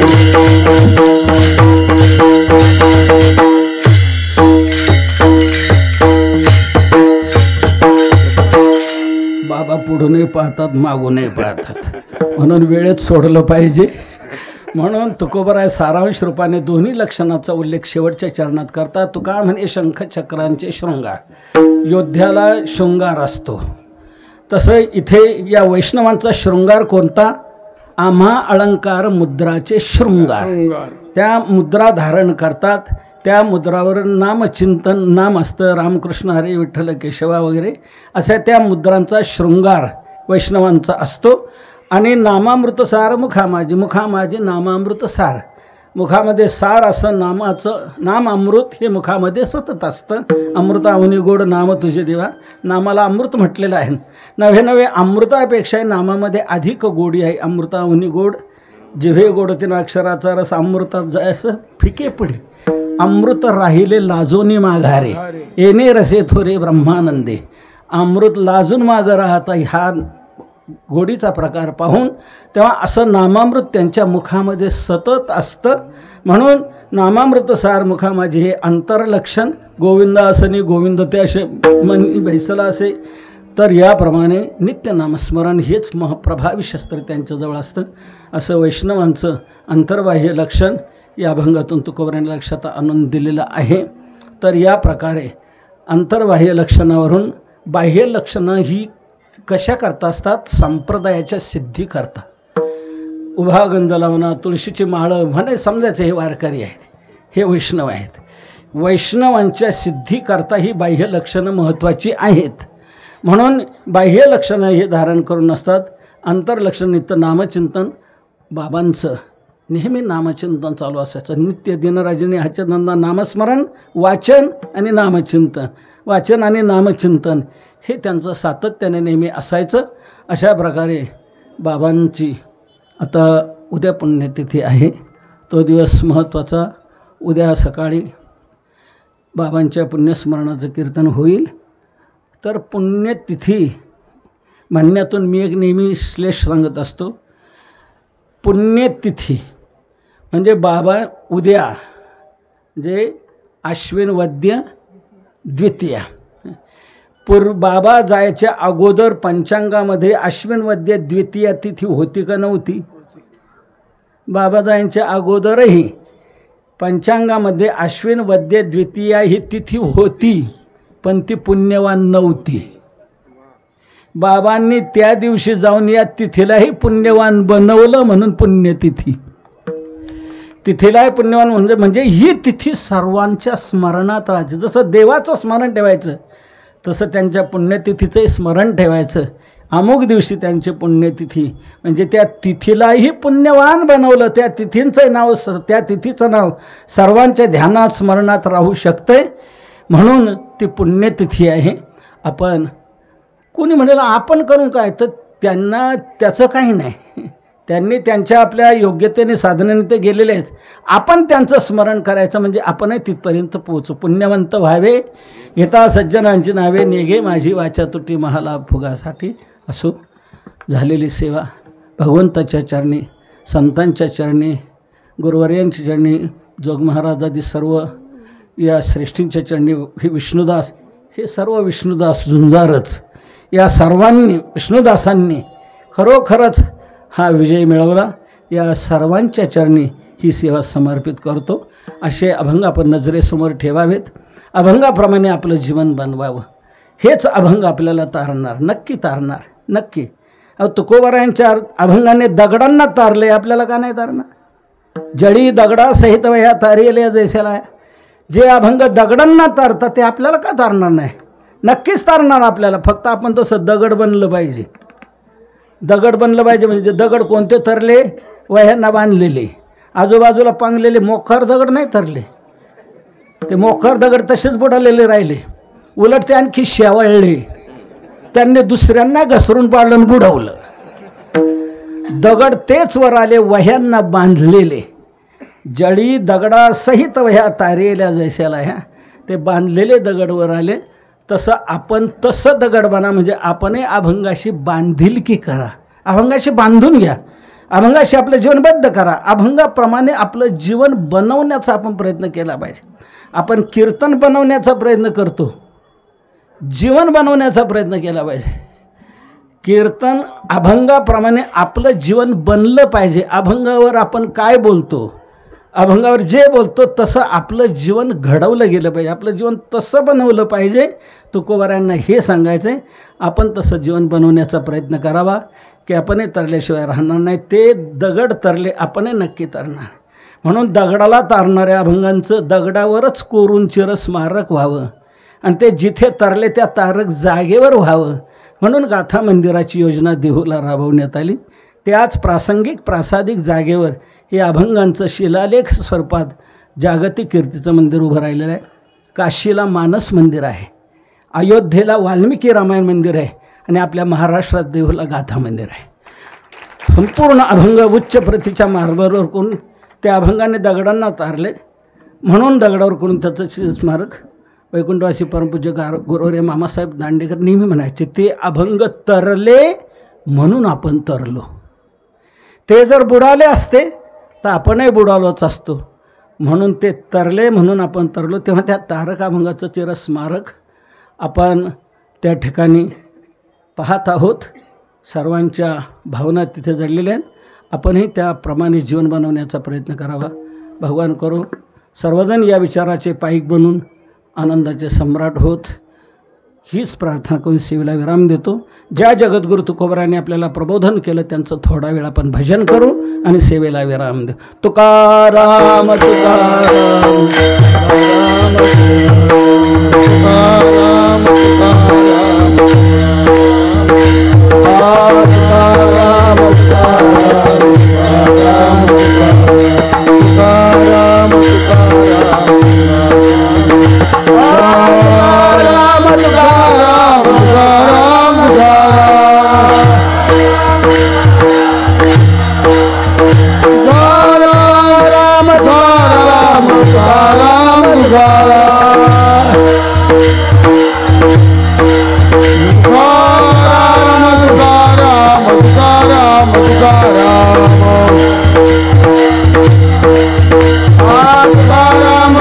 Ram